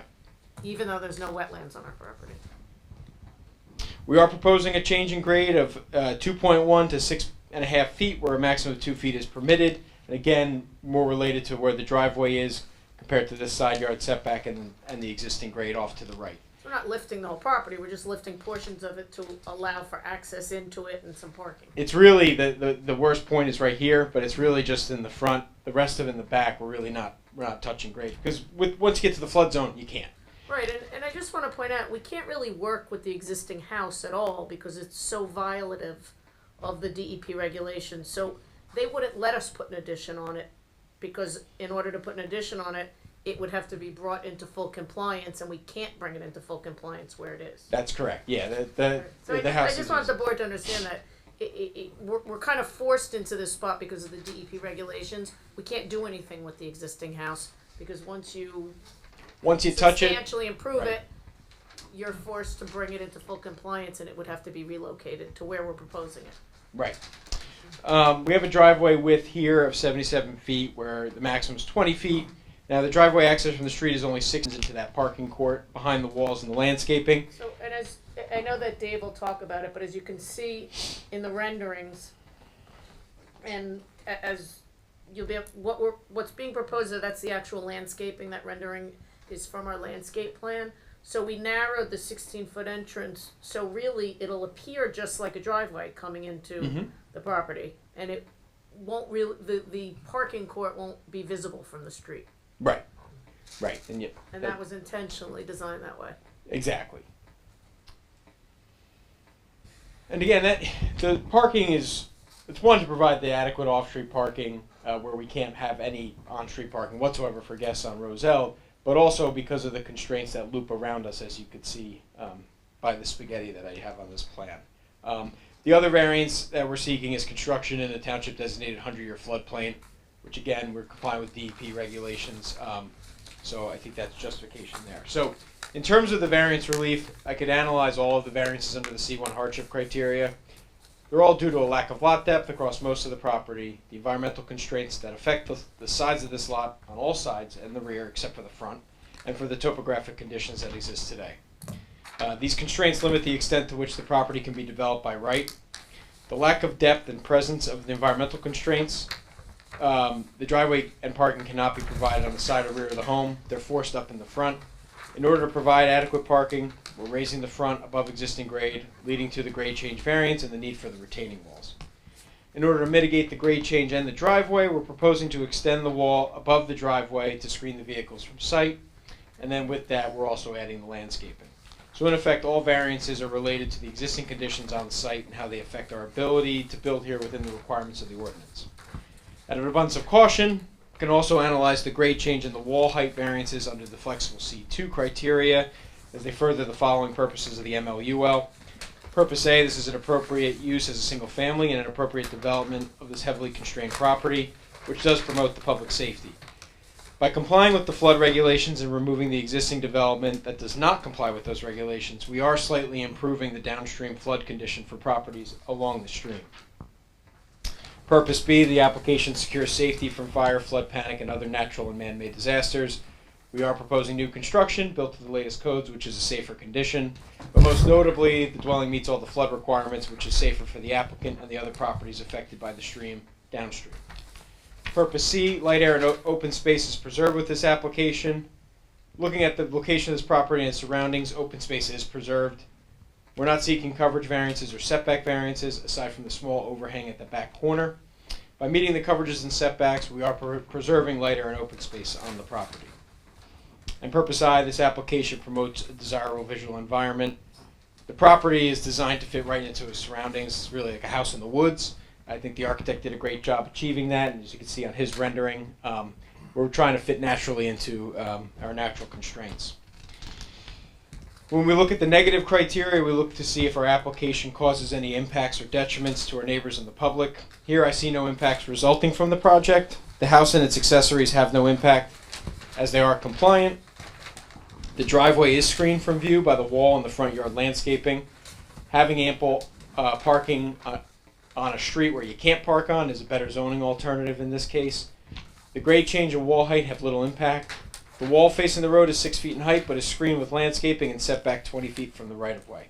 So in my opinion, as you drive down Roselle, any visual impact of the wall will be minimal. And the highest parts of the wall that are listed at like 9 to 10 feet in height are really on this right side where we have the wetlands complex and grade drops off. The north side of Roselle in this area has a handful of homes that are in effect tucked into the woods along Harvey Brook, and I'm going to bring up the neighborhood. I'm sorry, Jen, did we mark in that Dave's. It's just, it's what's in his plans already, it's the It elevation. is already in there. Yeah, yeah, yeah. I apologize. Go ahead. Just wanna make sure. And when we look at Don't have the A8, color version, but yeah, it's in there. Okay. the neighborhood area, when you look at this north side of Roselle, there's a handful of homes basically tucked into the woods. We're trying to further the character of this area without impact, and I feel with Mr. Collins' design and the layout here, we've achieved that while also being fully compliant with the DEP regulations and the constraints affecting the property. So to summarize, my opinion, the proposed development would not cause substantial detriment to the public good, nor substantially impair the intent and purpose of the zone plan. And it's my opinion that the benefits of the application substantially outweigh its detriments, giving the board the ability to approve this application with confidence. That's all I have. Are there any questions for Pat from planning or engineering before we go on to architecture? On your plot plan, you show only 4 trees being removed? Yes, I believe so. So that's, you just removing, the rest of the trees will be staying? Yeah, and actually, Mr. Collins' plan actually shows a couple of the mature trees along the street that are staying. Yeah, we're trying to work within. The benefit of having a really large driveway that's there today, it's kind of open on the property. We're working within the open space generally. We'll comply with the tree ordinance as needed. All right. One shows no trees, and then it's only 4 trees coming down. Yeah. These are my questions, Colin. I encouraged her to talk. I said, come on, you got a valid question, ask it. It's a great question. I have a quick question. No, maybe- Colleen used yours, Ben, I'm sorry. Maybe you already covered all these, but numbers 1, 3, and 6 in my report require some minor plan changes. No problem. Are those, okay. We can comply. I don't have the right date. Yes, that's fine. I just wanted to make sure I could see it. I asked you in advance if there was any issue. Platform elevation and then soil erosion plan. Yeah, No that's no problem. I looked at those two. Yes, no problem. I wouldn't have committed if you didn't tell me it was okay already. I had a quick question. If you're on the inside of the driveway, so on the other side of the wall, closest to the house. In here, what's yep. the elevation to the top of the wall? 4 feet. It's 4 Yeah. foot high. So 4 foot of a car will be covered. Right. From the wall. It's more like a fence, like a solid fence. Yeah. That's the intent there. Yeah. It's decorative. Mm-hmm. It matches the siding as you can kind of see here. Yeah. Any other questions? For Pat? Any questions from the public? Only public's with me. I'd like to call Dave Collins to talk about his beautiful design. Mr. Collins, do you swear in testimony you're about to give will be the truth, the whole truth, and nothing but the truth, so help you God? I do. And just state your name for the record. David Collins. And you're a licensed architect with a license in good standing in the state of New Jersey. I am. Thank you. Go ahead.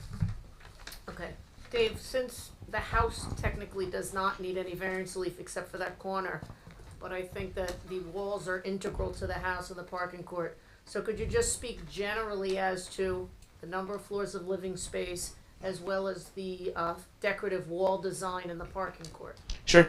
So what we tried to do is create this house in the woods, and the idea was to create a series of pavilions to try to break down the massing of the building, to use dark natural materials to try to help that building blend into the woods. And really the kind of the money shot here we don't show is that in the back you get to go on this beautiful wood deck and sit under all of these mature trees. And so that was kind of our vision from the beginning.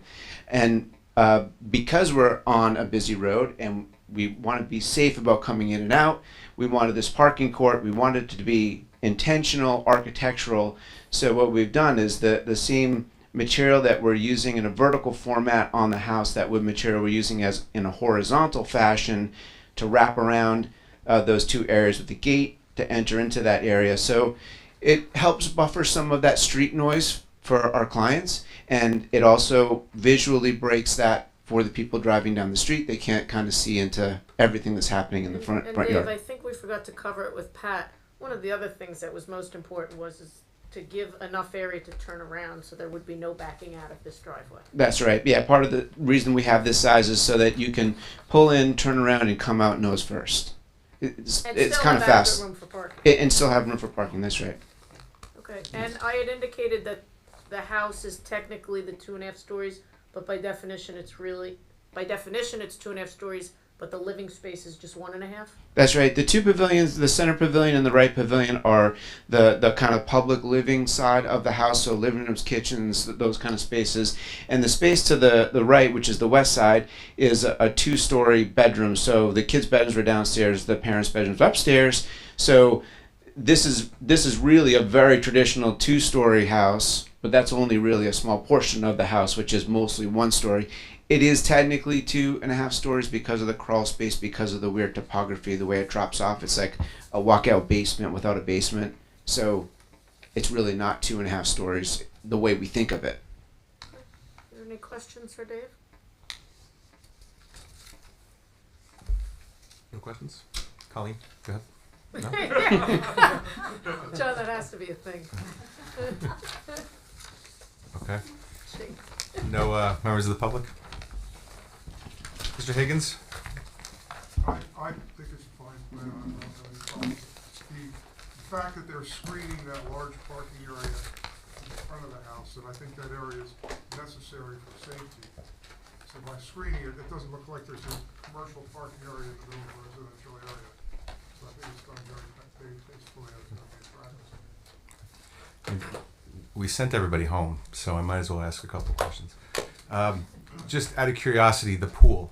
So you come out the back, there's a patio, there's a pool, and from where you are, it looks normal, but it's actually raised on pilings, right? Yeah, that's right. So the pool is generally flush with the wood deck, and the wood deck is elevated, and so the pool is set down in there. But it's not set all the way down to the ground. It's set down and raised on piles so that water can flow from a flood can flow right underneath that structure. So it's essentially a shell sitting on posts, but from the deck, it'll feel just like a regular pool. John, if you want to see how it works. Yeah, well, I just want to see what it looks like. What does it look like from the other side if you're on the ground looking at it? And just so you know, drive by 65 Almere in Deal. They have wetlands behind them, and it's a raised deck, and the pool is in the deck. Is it on piles too? It's on piles? Underneath, yeah. That's what I want to see though. I think they have screening on theirs because they have neighbors immediately to them, but here there's no neighbors. There's no neighbors, and we do have screens. So what we have is an open slatted kind of wood enclosure that wraps around that whole area. Water can flow right through that. We still have the ability for everything to flow through. It's still architecturally complete, even though maybe a golfer could see it if they hit too far to the right. That's about it. No one else can really be back there to see it. Thank you. All right, now, any more questions? Anything else? You sure? Who made the other ones go home? Ben, do we have, and it might be in the drawings, I didn't unfold them, protection of those trees that are shown in the rendering? Do we have a requirement for those to be protected during construction in a certain way? Freehold soil will Freehold require. soils? Okay. Yes, and a soil erosion plan will be submitted that shows the limit of disturbance. Okay. So that'll be defined. Okay. I just hate to see those. I think our clients would also. Okay, good. I mean, essentially, it's going to be like a tree house the way the back is. Okay. We'll close the public hearing. So I got Do you have anything else to say? I All right. really don't. Do we have a motion? I'll move for positive resolution. A second. Ms. Field? Yes. Mr. Chamara? Yes. Ms. Whitman? Yes. Mr. Linaski? Yes. Vice Chairman DeGenaro? Yes. Chairman Cole? Yes. Thank you very much. Have a great night. Do we motion to adjourn? Motion adjourned. I'll second. All in favor? Aye. Any opposed? I had a All question right. for you too.